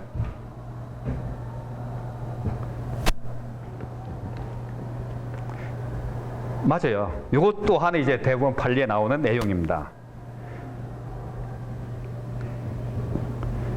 자, 여기서 방해 제거 비용, 방해 예방 비용, 비용이라는 말은요, 우리 민법에 안 나옵니다. 그러면은 그 물권적 청구권에 대해서는 어떤 규정으로 내용이 나올까요? 내가 갖고 있는 물건, 소유권 침해가 되잖아요. 그럼 물건에 대해서 침해를 했을 때는 침해에 대한 제거를 요구하는 침해 제거 청구권. 그 다음에 또 뭐가 있을까요? 침해할 염려가 있다. 그랬을 때는 침해할 염려가 있을 때는 그 예방을 청구하거나 그 다음에 또 손해배상을 청구할 수는 있어도 비용 자체를 청구하라는 얘기는 없어요. 자, 그러니까 1번에서는 물권적 청구권 하면은 방해 제거 청구권, 방해 예방 청구권. 이제 그렇게만 기억하고 있으면 돼요. 그 비용이란 말은 안 들어갑니다. 자, 그 다음에 이제 2번에 보시면은 불법 원인으로 물건을 급여한 사람은 원칙적으로 소유권에 기하여 반환 청구를 할 수 없다. 자, 불법 원인으로 물건을 줘버린 거예요. 자, 그러면 내가 현금으로 말이죠. 돈을 가지고 이게 돈도 물건이잖아요. 이 돈을 가지고요. 도박하라고 자금으로 줬어요. 자, 그러면 이건 뭐예요? 불법 원인으로 물건을 급여를 했잖아요. 자, 불법 원으로 급여를 했을 때 준 사람이 그 물건은 그 돈은 내 돈이다 이래가지고 소유권에 기한 반환 청구를 할 수 있느냐 하는 얘기거든요. 자, 불법 원인은 반환 청구가 돼요, 안 돼요? 반환 청구가 안 됩니다. 반환 청구가 안 된다는 얘기는 준 물건에 대한 소유권이 누구한테 갔다는 얘기예요? 받은 사람이 소유권을 갖게 된다는 얘기예요. 그러니까 불법 원인으로 물건을 급여한 사람은 원칙적으로 소유권에 기하여 반환 청구를 할 수 있다가 아니고 할 수 없다. 그거는 받은 사람 소유권에 돌아가기 때문에 이런 정도로 보시면 되겠고, 자, 3번에 보시면요, 소유자는 소유물을 불법 점유한 사람의 특별 승계인에 대하여는 그 반환을 청구하지 못한다 이랬습니다. 여기에 승계인은 두 가지가 나오죠. 특별 승계인, 일반 승계인. 일반 승계인은 뭡니까? 사망을 했을 때 승계받는 게 일반 승계고요. 특별 승계인은 특별한 어떤 계약 관계에 기해서 승계받는 경우입니다.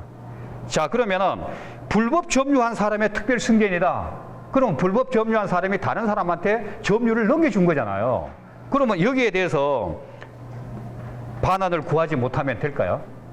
자, 그러니까 한번 읽어보세요. 소유자가 소유물을 불법 점유한 사람의 특별 승계인에 대해서는 반환을 청구하지 못한다. 자, 이거는 이제 틀린 거죠. 자, 우리 민법에서는 어떤 규정이 있을까요? 소유자는 그 소유에 속한 물건을 점유한 자에 대해서 반환을 청구할 수 있다. 이렇게 이제 해놓고요. 그러나 그 점유자가 물건을 점유할 권리가 있는 경우에는 반환을 거절할 수 있다. 이건 뭐 당연한 얘기입니다. 자, 그 다음에 4번에 보시면요. 소유권에 기한 방해 배제 청구권입니다. 자, 소유권에 기한 방해 배제 청구권은 현재 계속되고 있는 방해 원인과 함께 방해 결과의 제거를 내용으로 한다. 이건 말이 안 되죠.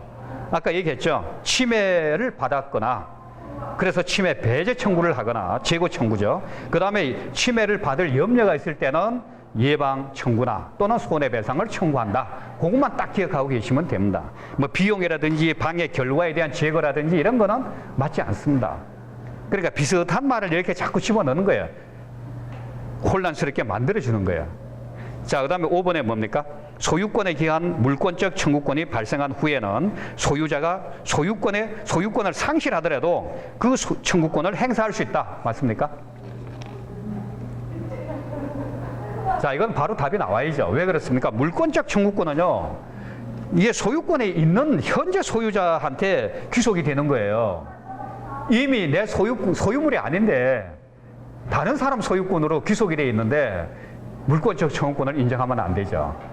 자, 그렇게 이제 보시면은 이게 정답은 1번이다. 이렇게 이제 보시면 될 것 같고요. 그 다음에 이제 65번의 문제입니다. 자, 65번의 문제는 공동 소유에 관한 문제거든요. 자, 공동 소유에 관한 설명으로 옳은 것은 했습니다.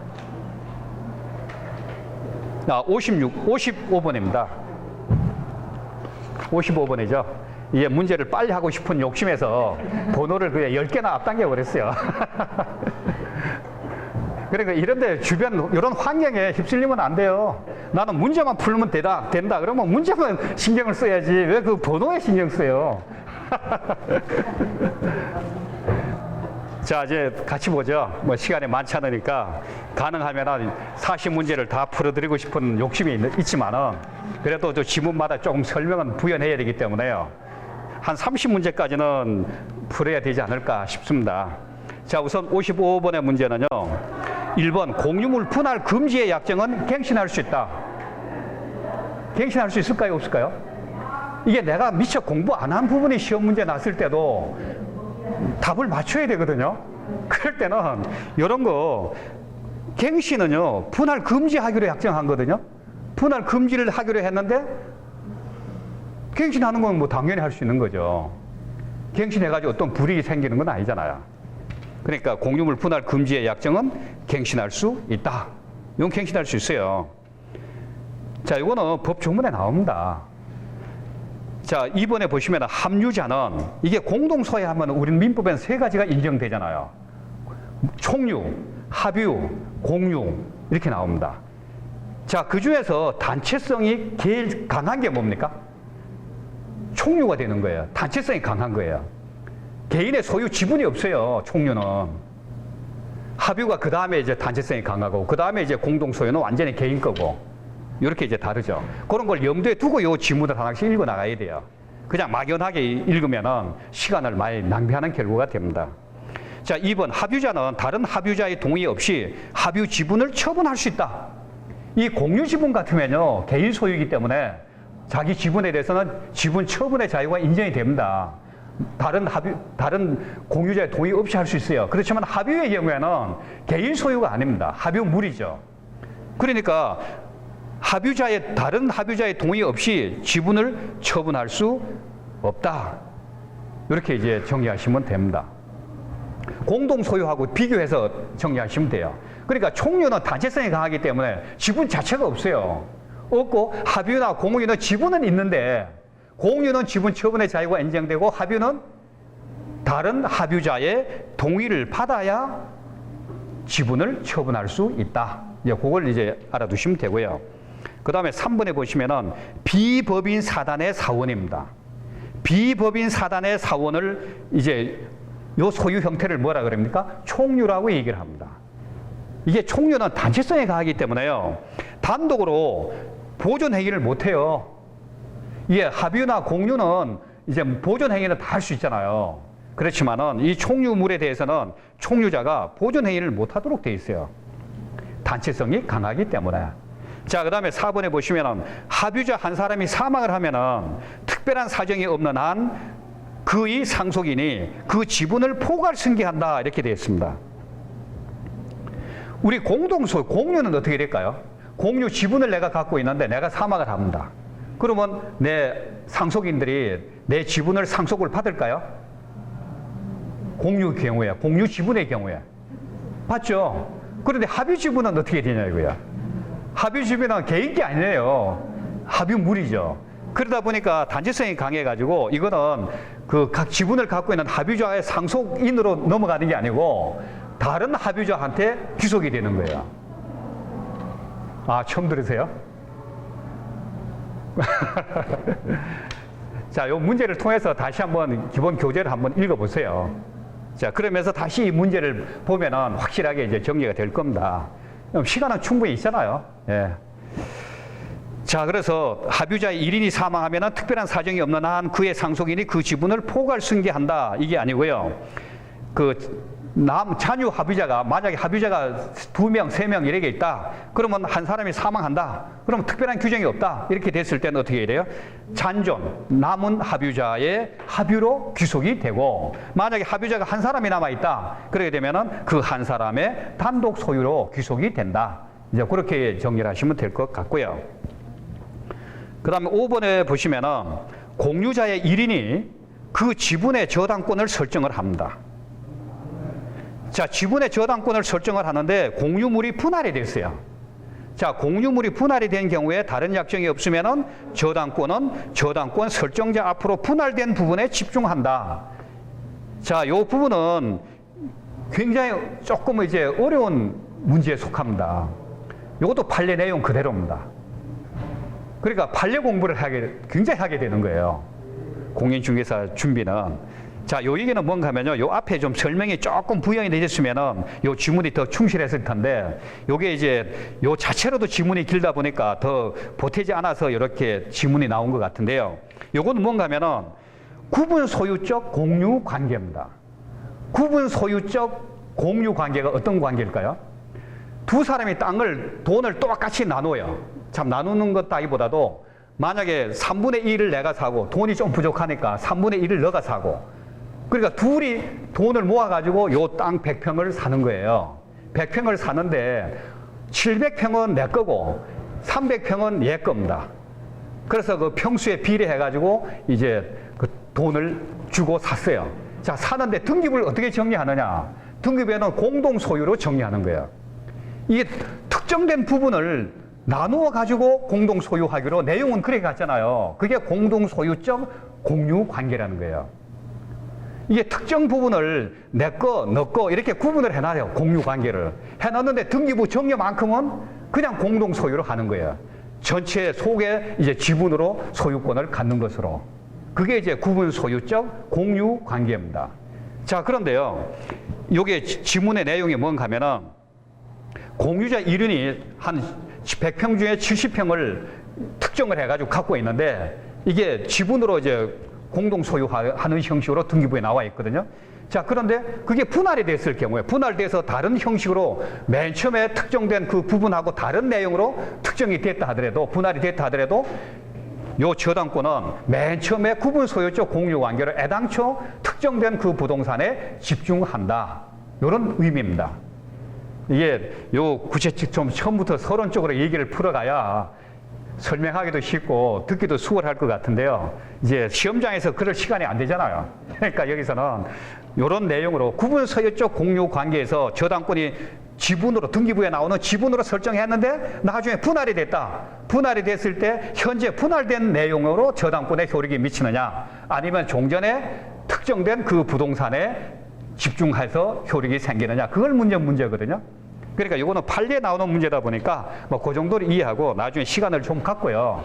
그 해당되는 관련 내용 판례도 다시 한번 점검하는 시간을 가졌으면 좋을 것 같아요. 자, 56번을 한번 보시죠. 자, 56번에 보시면은 자, 이거는 뭡니까? 을 소유 토지에 설정된 갑의 지상권에 관한 설명으로 틀린 것을 했습니다. 자, 소유 토지 소유자는 을인데요. 갑이 지상권을 설정을 한 거예요. 자, 지상권을 설정했는데 1, 2, 3, 4, 5번 중에서 틀린 것은 했습니다. 그러니까 1번부터 집중해서 한번 보시죠. 갑이 누굽니까? 지상권자죠. 자, 갑은 그가 을이 토지에 신축한 X 건물의 소유권을 유보하여 지상권을 양도할 수 있다. 이렇게 되어 있습니다. 이제 헷갈리기 시작하죠. X 건물의 소유권을 유보하여 이러니까 야, 이게 유보하여 지상권을 양도할 수 있다 이렇게 나오잖아요.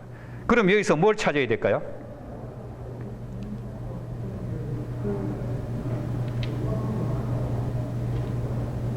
이게 지상권은요, 물권입니까? 용익 물권입니까? 담보 물권입니까?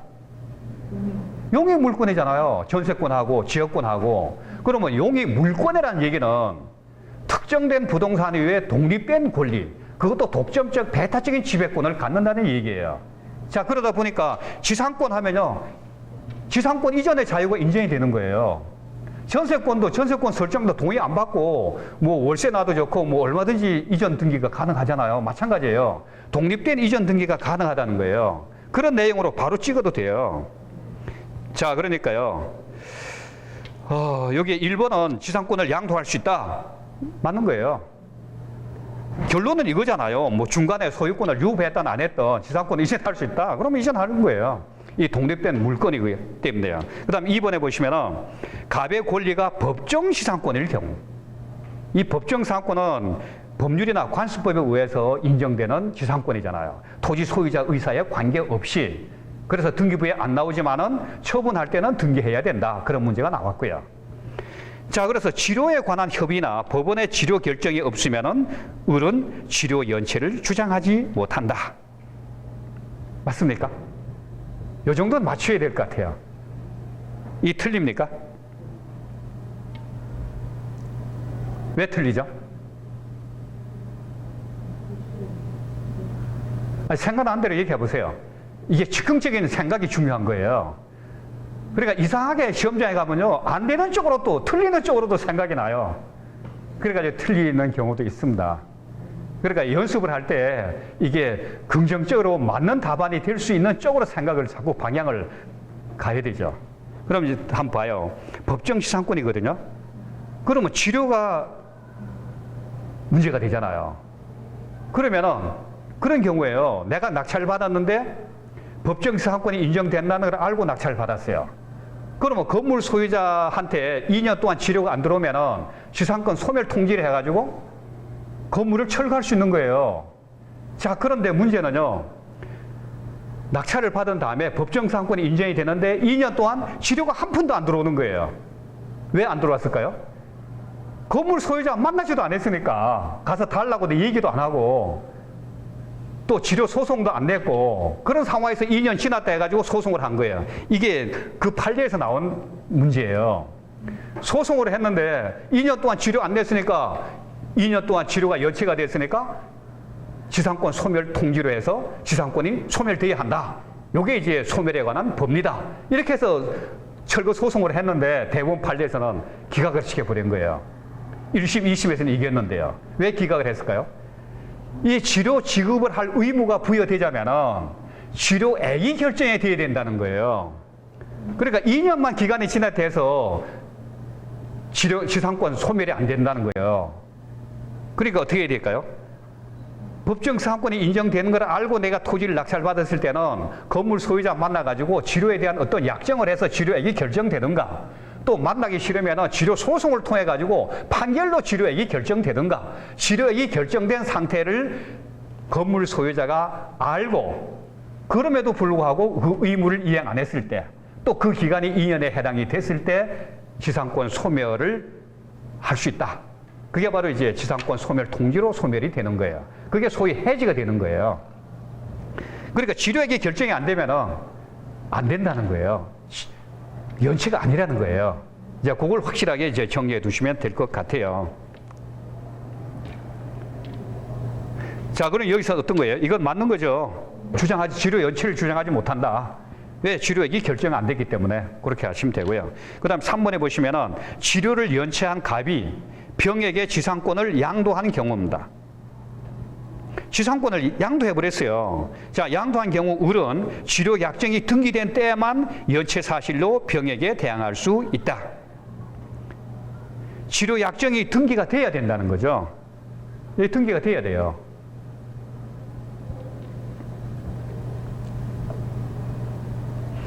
자, 4번에 보시면요. 을의 토지를 양수한 정은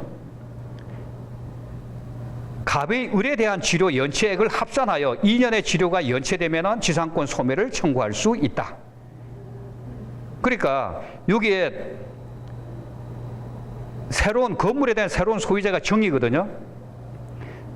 을로부터, 아니, 을의 토지, 그러니까 을이 지상권을 갖고 있잖아요. 갑이 갖고 있죠. 자, 갑의 을에 대한 치료 연체액을 합산하여 2년간 치료가 연체되면은 이거 합산해서 하는 게 아니죠. 자, 양수인에 대한 연체 자체가요 2년에 해당이 돼야 됩니다. 그러니까 개별적으로 본다 이렇게 보시면 돼요. 자, 이것도 이제 판례에 나오는 내용이고요. 자, 5번에 보시면은 자, 갑이 무에게 지상권을 목적으로 하는 저당권을 설정한 경우 치료 연체를 원인으로 하는 을의 지상권 소멸 청구는 무에게 통지한 후 상당한 기간이 경고함으로써 효력이 생긴다. 이건 이해관계에 있을 때는요 상당한 기간을 줍니다. 권리를 보호하기 위해서요. 좀 맞는 얘기죠. 그러니까 4번이 이제 틀린 내용으로 답이 될 것 같습니다. 자, 그 다음에 이제 57번의 문제를 한번 보죠. 자, 57번의 문제는 점유에 관한 문제입니다. 자, 점유는 우리 민법에서 점유권이라는 독립된 물권으로 인정을 해주고 있습니다. 자, 점유에 대한 설명으로 옳은 것은 했습니다. 자, 요거는 3초면 답이 나와야 됩니다. 한번 찾아보시죠. 요걸 3초 내에 찾을 수 있으면요 맡아놨습니다. 합격은.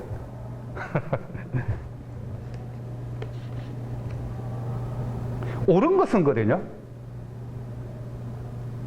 답 찾았어요?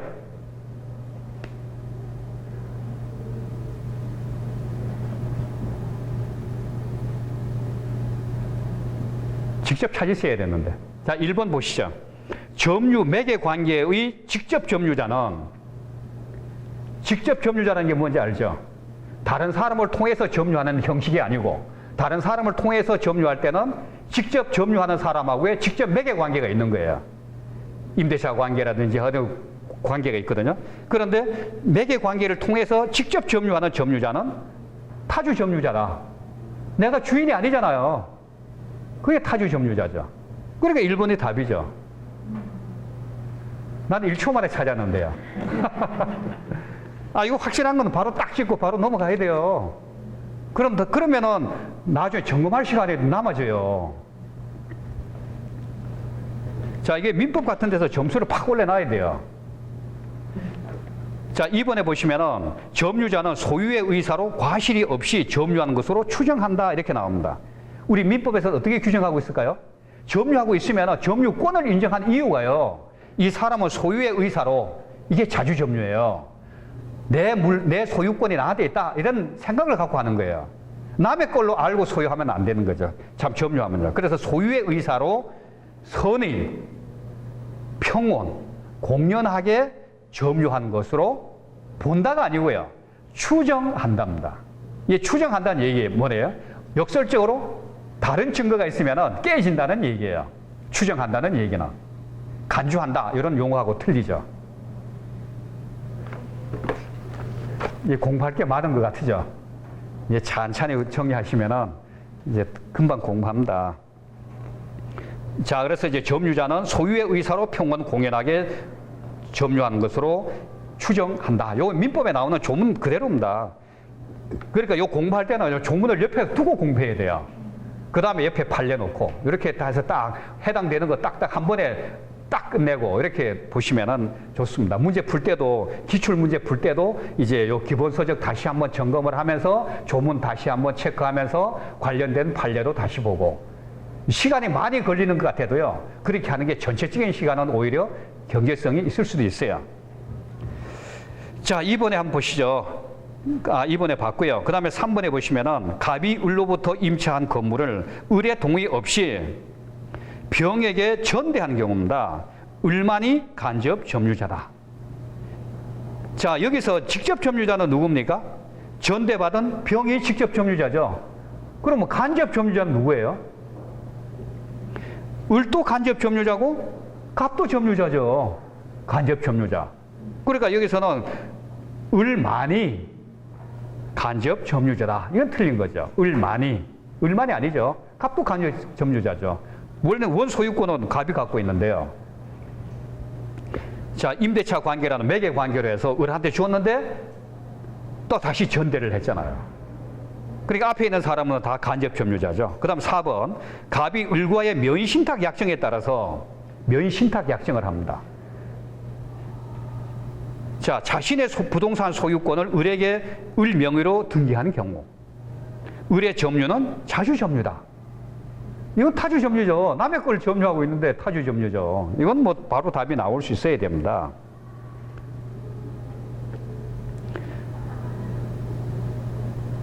자, 그 다음에 5번에요. 실제 면적이 등기한 면적을 상당히 초과하는 토지를 매수해서 인도받은 경우에는 특별한 사정이 없으면은 초과 부분의 점유는 자주 점유다.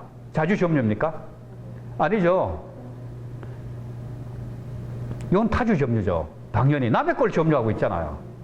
그러니까 타주 점유입니다. 자, 그 다음에 58번의 문제를 한번 보시죠. 자, 58번의 문제는 점유자와 회복자의 관계를 문제로 낸 겁니다. 자, 점유자와 회복자의 관계. 틀린 것은 했거든요. 자, 1번에 한번 보시죠. 자, 1번에 보시면은 점유물의 과실을 취득한 선의의 점유자는 통상의 필요비 상환을 청구하지 못한다. 이렇게 되어 있습니다. 자, 요걸 한번 읽어본 기억이 나십니까? 이게 민법에 나오는 거거든요. 203조인가 얼마에 나올 거예요. 자, 점유물의 과실을 취득한 선의의 점유자는 통상 필요비에 통상적으로 들어가는 거죠. 자, 필요비가 뭡니까? 건물의 부동산의 보존에 필요한 비용입니다. 그 상환을 구하지 못한다는 얘기죠. 자, 맞고요. 2번에 보면 악의의 점유자는 책임이 있는 사유로 점유를 멸실했어요. 책임이 있는 거예요. 자, 책임이 있을 때는 현존 이익의 범위 내에서 배상하면 안 되죠. 어떻게 배상해야 될까요? 자, 손해 전부를 배상해야 되는 거예요. 왜? 책임이 있으니까요. 자, 그럼 만약에 악의의 점유자가 아니고 선의의 점유자라 이러면 어떻게 될까요? 현존 이익만 반환을 해주면 됩니다. 이제 그렇게 구분해서 이제 정리하시면 될 것 같고요. 자, 3번에 보시면은 악의의 점유자는 받은 이익에 이자를 붙여서 반환을 하고 그 이자의 이행 지체로 인한 지연 손해금까지 지급하여야 한다. 맞죠? 맞고 4번에 보시면요. 유익비는 점유물의 가액 증가가 현존 한때에 한하여 상환을 청구할 수 있다. 그렇죠. 유익비는 그 건물 본질에 맞춰서 유익한 가치가 현존해야 돼요. 현존한 가치도 없는데 유익비다 해서 상환 청구가 안 되죠. 그건 맞는 얘기고요. 그 다음에 이제 5번에 법원이 유익비의 상환을 위해서 상당한 기간을 허용한 경우입니다. 자, 이럴 경우에는 유치권이 성립하지 않는다. 맞죠? 이건 뭡니까? 상환 기간을 허용했다는 얘기는 연기를 해줬다는 얘기예요. 자, 연기를 해줬다는 얘기는 이행기가 도래 안 됐다는 얘기잖아요. 이행기가 도래 안 되면은 유치권 행사가 안 됩니다. 왜? 변제기가 도래 안 됐기 때문에 유치권 행사 못 하죠. 자, 그래서 이제 상당한 기간을 허용했다. 이거는 변제기가 아직 남아있다는 거잖아요. 그러니까 유치권 행사가 안 된다는 거예요. 그 이것도 맞는 거죠. 자, 이렇게 해서 이제 됐고요. 그 다음에 59번의 문제. 자, 요것도 한 2초면 될 것 같아요. 한번 풀어보세요. 법률에 다른 규정이 없으면 선량한 관리자의 주의 의무를 부담하지 않는 사람은 이랬습니다. 이게 법원에 보면은, 참, 법률에 보면은 선량한 관리자의 주의 의무를 요구하는 경우가 상당히 많습니다. 어떤 경우에 그럴까요? 선량한 관리자의 주의 의무는 남의 물건을 내가 관리할 때입니다. 그런데 내 물건을 내가 관리할 때는 어떻게 될까요? 소유권이 나한테 있는 거잖아요. 그러면은 자기 재산에 대한 주의 의무만 기울이면 되는 거예요. 자, 그렇다면 여기서는 답은 이미 나왔죠. 몇 번으로 나왔어요? 4번의 소유권자로 나오잖아요. 이런 문제에서 시간을 벌어야 돼요. 자, 이렇게 해서 이제 그 선량한 관리자의 주의 의무는 다른 사람의 물건이나 다른 사람의 물건을 관리하는 주위에 있을 경우, 그러니까 임차인이 된다든지 전세권자가 된다든지 유치권자가 된다든지 또 점유 매개 관계의 직접 점유자라든지, 이거는 다 다른 사람 물건에 대한 관리를 하잖아요. 이럴 때는 선량한 관리자의 주의 의무가 요구된다. 자기 물건에 대한 주의 의무가 주어지는 게 소유권자, 이렇게 됩니다. 이런 건 바로바로 찍을 수 있어야 돼요. 자, 그 다음에 60번의 문제를 보겠습니다. 자, 60번의 문제는 지역권에 관한 문제입니다. 자, 지역권. 지역권 하면은 두 개가 나오죠. 누구를 위한 겁니까? 이 지역권은 지역권자를 위한 게 아니죠. 지역권. 토지를 위해서 편익을 제공받는 거예요. 그러니까 제공받는 토지가 요역지, 편익을 제공해주는 토지가 승역지. 그러니까 요역지가 승역지로부터 일정 내용의 편익을 제공받습니다. 그 제공받는 내용이 물을 끌어대는 용수가 됐던, 인수가 됐던, 아니면 통행을 위한 통행지역권이 됐던, 이거 다 이제 편익을 제공받는 거죠. 자, 요걸 염두에 두고, 지역권 하면 그걸 염두에 두고 보셔야 돼요.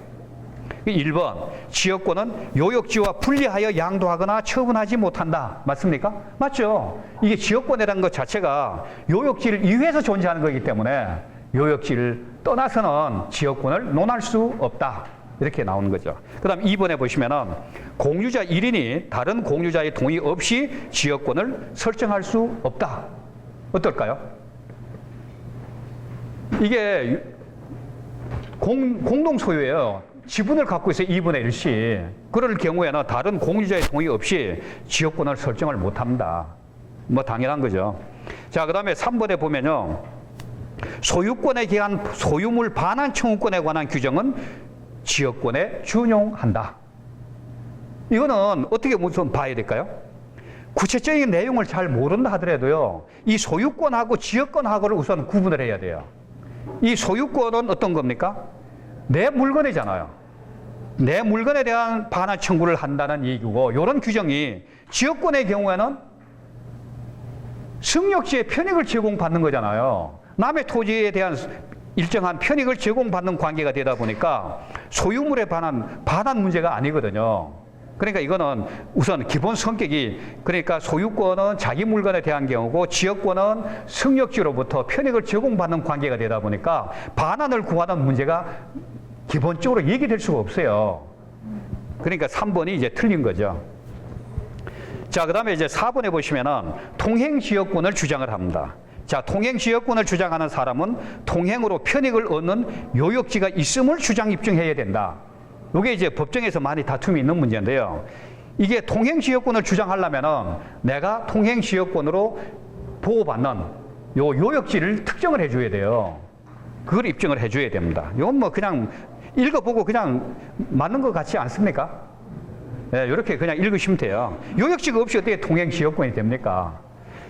자, 5번에 자기 소유의 토지에 도를 개설합니다. 자, 내 토지에 내가 도를 개설해가지고 다른 사람으로 하여금 영구적으로 통행을 할 수 있도록 약정을 하고요.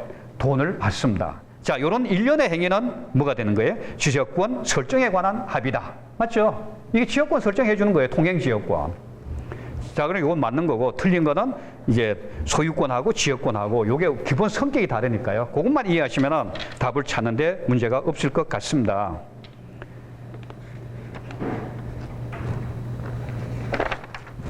자, 그 다음에요. 61번에 한번 문제를 보겠습니다. 자, 61번의 문제는, 자, 이게 지문이 좀 긴 건데요. 요거 한번 읽어보시죠. 자, 5초 드리면 될까요?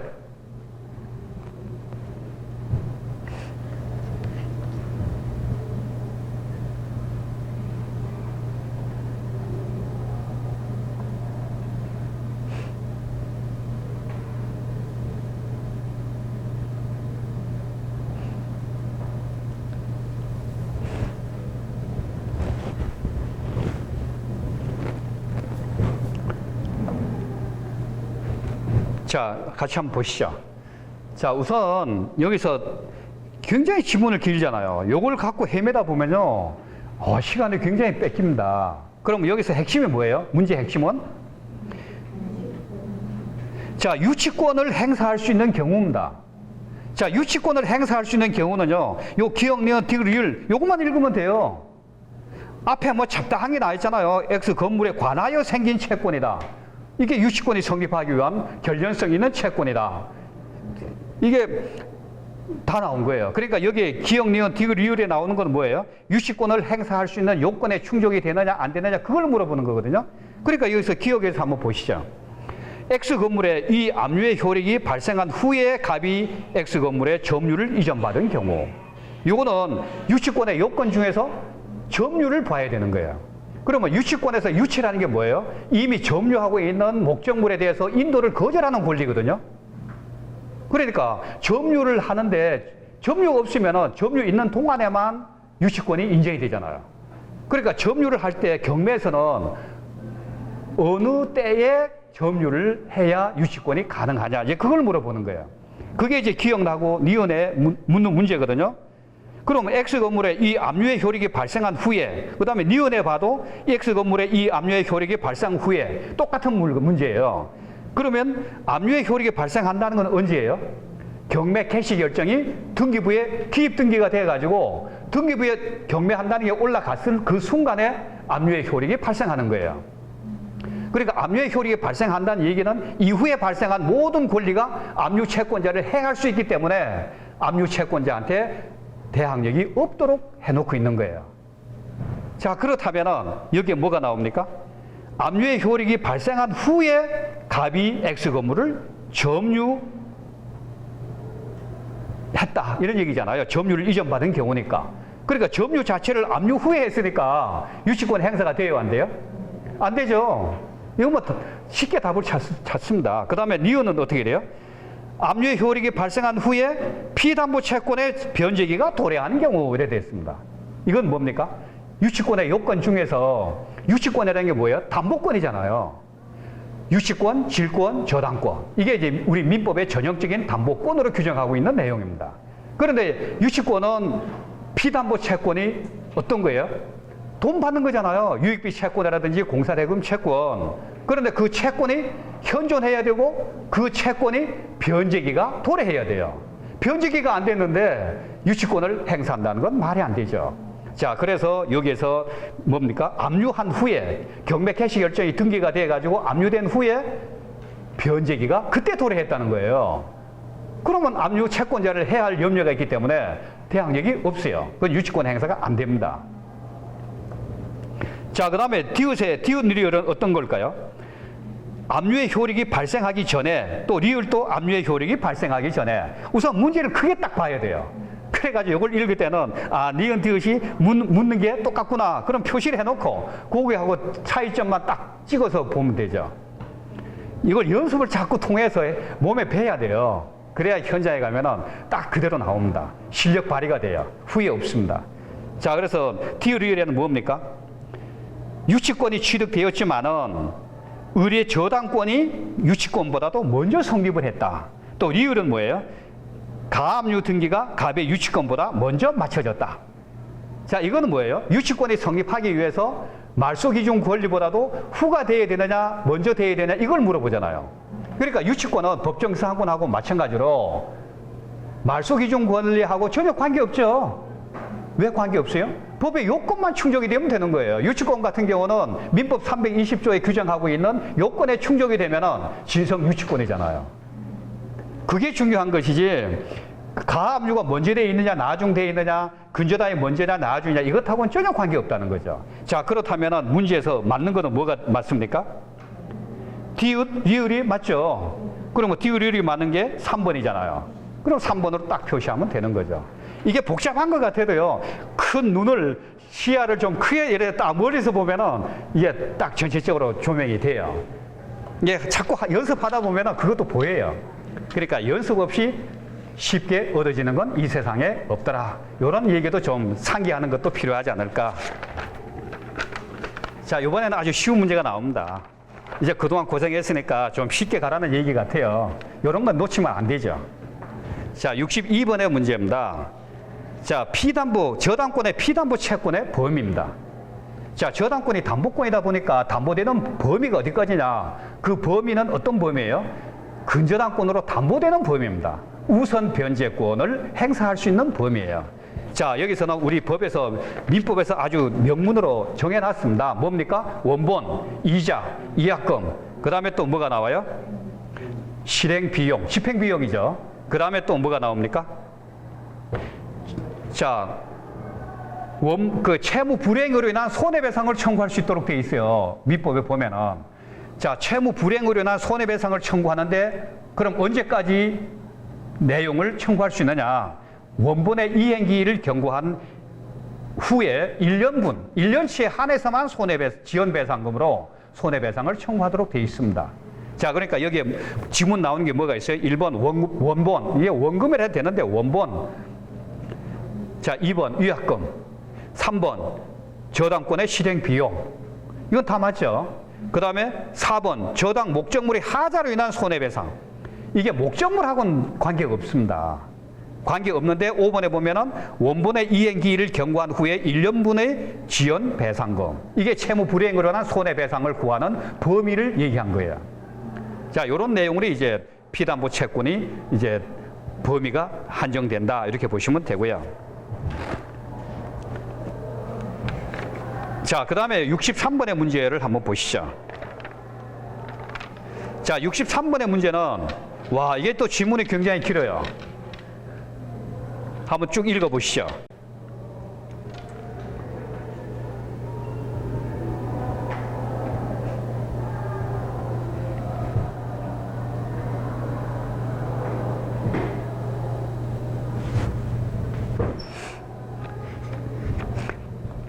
자, 다 읽지 못했죠? 네, 요런 경우는요, 앞에 부분을 이게 좀 줄을 그어가면서 좀 정리를 해가면서 봐야 돼요. 이 한 번 읽고 문제 핵심을 다 찾아내야 되거든요. 그러니까 끝까지 읽고 문제 핵심을 생각하다 보면 지나간 건 또 잊어버려요. 그러니까 앞에서 이렇게 정리를 해야 되는데, 보면은 갑은 을에게 1억 원을 대출해 줬어요. 그러면 담보를 얼마 했을까요? 20%나 20%나 130% 하잖아요. 그래가지고 X 토지하고 Y 토지에다가 1억 2천을 한 거예요. 공동 담보로 한 거예요. 이렇게 이해를 해야 돼요. 그렇게 하는데 1억 2천으로 했는데, 그래서 1순위로 다 설정했습니다. 그런데 X 토지에 대해서는 경매가 진행됐어요. 자, 그래가지고 어떻게 합니까? 8천만 원을 배당을 받았습니다. 자, 8천만 원 배당. 여기서 답이 나온 거예요. 그럼 1억 2천인데 두 개 부동산인데 한 개 부동산이 경매로 매각이 돼가지고 8천만 원을 배당받았으니까, 그러면은 1억 2천이 채권 최고액이니까 담보의 범위잖아요. 우선 변제권의 범위입니다. 그리고 여기서 묻는 문제는 우선 변제권의 범위를 묻는 문제거든요. 그러다 보니까 8천만 원 받았으니까 나머지 Y 토지가 남아 있어요. 그러니까 Y 토지도 얼마 후에 2억 원에 매각이 된 거예요. 자, 매각이 됐는데 요 당시에 보니까 그 경매 신청 당시에 받을 돈이 5천만 원이고 매각 대금 완납 시에는 5,500으로, 그러니까 5천만 원, 5,500만 원 이래서 어쨌든 최소한 5천만 원은 받을 돈이 있는 거예요. 실채권액이. 자, 그런 입장에 있을 때 요게 문제가 나오죠. 갑이 Y 토지의 매각 대금에서 우선 배당 받을 수 있는 금액은, 그러니까 우선 변제권을 행사할 수 있는 범위를 얘기하는 거예요. 자, 그럼 간단하잖아요. 1억 2천 우선 변제 받을 수 있는 범위가 확정되어 있잖아요. 담보 범위가. 그럼 1억 2천에서 8천을 받았으니까 나머지는 얼마예요? 4천이잖아요. 그럼 4천인데 내가 실채권액으로 받아야 할 돈이 5천, 5,500이니까 5천만 원은 최소한 받아야 되는데 우선 변제 받을 돈이 지금 4천만 원이니까 4천만 원으로 표시하면 되는 거죠. 우선 배당 받을 수 있는 금액. 자, 그렇게 보시면 됩니다. 자, 그 다음에 64번의 문제를 한번 보시죠. 자, 이거는 저당권에 대한 설명입니다. 자, 옳은 것은 이렇게 했거든요. 자, 1번 저당권은 그 담보한 채권과 분리하여 타인에게 양도할 수 있다 했거든요. 양도할 수 있을까요? 없을까요? 자, 저당권은 그 담보한 채권하고 분리되면 안 되죠. 이 저당권이라는 담보권은 금전 채권이라는 피담보 채권에 종속하는 권리이기 때문에요. 별도로 끊어지면 안 됩니다. 붙어 다녀야죠. 그래서 담보한 채권과 분리하여 타인에게 양도하거나 다른 채권에 담보로 하지 못한다. 이게 이제 법에 나와요. 한번 보시면 되고요. 그 다음에 2번에 저당물의 소유권을 취득한 제3자는 그 저당물의 경매에서 경매인이 될 수 없다. 될 수 없습니까? 당연히 돼야죠. 내 부동산이 경매로 넘어가는데 내가 낙찰 받을 수 있어야죠. 자, 그러니까 경매인이 될 수 없다. 이거는 틀린 거고요. 그 다음에 3번에 보시면은 건물 저당권의 효력은 특별한 사정이 없는 한 그 건물의 소유를 목적으로 하는 시상권에도 미친다. 이게 맞을 것 같아요? 안 맞을 것 같아요? 자, 이건 맞죠. 뭡니까? 저당권의 효력이, 건물 저당권의 효력은요, 그 건물에 부합된 물건. 부합된 물건은 뭐 어떤 게 있을까요? 증축된 부분이죠. 자, 부합된 물건에도 건물에 대한 저당권의 효력이 미치고, 그 다음에 건물의 소유권에 종속된 권리, 지상권에도 미친다. 건물의 소유를 위해서 토지 사용권이 지상권으로 있다면 거기도 미쳐야죠. 그게 이제 저당권의, 건물 저당권의 효력입니다. 그래야 담보가 확실히 되는 거죠. 자, 그 다음에 4번에 보시면은 저당 부동산에 대한 압류가 있으면은 압류 이전의 저당권 설정자의 저당 부동산에 대한 차임 채권에도 저당권의 효력이 미친다. 이건 아니죠. 압류 이후에 효력이 있는 거죠. 이런 거는 뜻을 몰라도 이 원리를 풀어가면 그렇잖아요. 압류 이후에 효력이 발생해야지 압류도 안 됐는데 효력을 발생시키면 안 되죠. 이제 그런 내용으로 보시고요.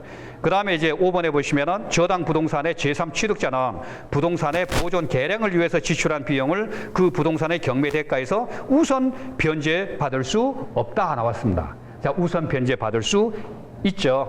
이게 비용 상환 청구권입니다. 그렇지만 실무에서는 이런 경우가 없어요. 그거는 유치권 행사를 하든가 이런 별도로 하지, 이게 유익비가 얼마냐는 걸 집행법원에서 따질 기능이 없기 때문에요. 한 문제만 풀고. 그러시죠. 예. 자, 한 문제가 이제 계약 문제가 나와 있습니다. 65번의 문제입니다. 자, 65번의 문제인데요. 민법상 계약 성립에 관한 설명으로 틀린 것은 했습니다. 틀린 겁니다. 자, 그러면은 1번 청약은 불특정 다수인을 상대로 할 수 있다. 할 수 있죠. 얼마든지 할 수 있습니다. 불특정 다수인을 상대로. 자, 청약을 할 수 있고요. 2번 청약은 특별한 사정이 없는 한 철회하지 못한다. 철회하지 못하게 해야 신뢰가 가는 거죠. 그 다음에 3번 격지자 간의 계약입니다. 멀리 떨어져 있는 사람 사이의 계약은 다른 의사 표시가 없으면 승낙의 통지를 발송한 때에 성립한다. 맞죠? 발송한 때 성립합니다. 4번 청약자가 청약의 의사 표시를 발송한 후에 제한 능력자가 되어도 청약의 효력에는 영향을 미치지 않는다. 이게 조문 나오는 그대로입니다. 맞고요. 그 다음 5번에 보시면은 청약자가 청약의 일정 기간 내에 이의를 제기하지 않으면 승낙한 것으로 본다.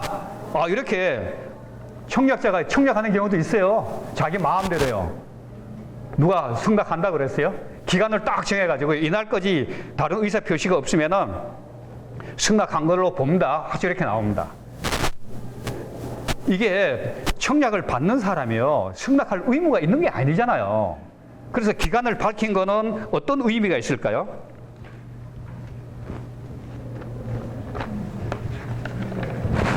자, 기간을 밝힌 거는요, 이거는 단순한 승낙 기간을 정한 거예요. 이제 그렇게 보시면 됩니다. 승낙 의무가 없잖아요. 자, 이런 내용으로 해서 좀 아쉬운 점이 있긴 한데요. 자, 65번. 그러니까 몇 문제를 푼 겁니까? 25문제를 풀었습니다. 자, 제가 푼 문제만 다 맞춰도요, 합격에는 문제가 없으리라고 믿습니다. 자, 앞으로 남은 기간 더 이제 정진하시길 바라고요. 합격의 영재를 반드시 취득하시길 바라겠습니다. 자, 수고 많이 하셨습니다. 네. 예, 감사합니다. 2시간 동안 우리 공인중개사 시험에서 민법 어려운 과목인데 열강을 해주신 정량수 교수님께 다시 한번 큰 박수. 예, 감사합니다. 아시다시피 공인중개사 민법 과목은 40문제 중에서 16문제만 맞추시면 수학은요 40점 이상 돼야지 되는데 2차 시험이 부동산 결혼하고 민법 두 과목이잖아요. 그 두 과목 합쳐서 평균 60점만 넘으시면 돼요. 그래서 부동산 결혼해서 한 80점 맞추시고 민법에서 40점 맞으시면 평균 60점 되지 않습니까? 그러면 1차 시험을 합격하신 거예요. 오늘 40문제 중에서 25문제 푸셨는데 이 중에서 16문제만 맞추시면 2차 시험을 합격할 수 있습니다. 오늘은 2시간 동안 했는데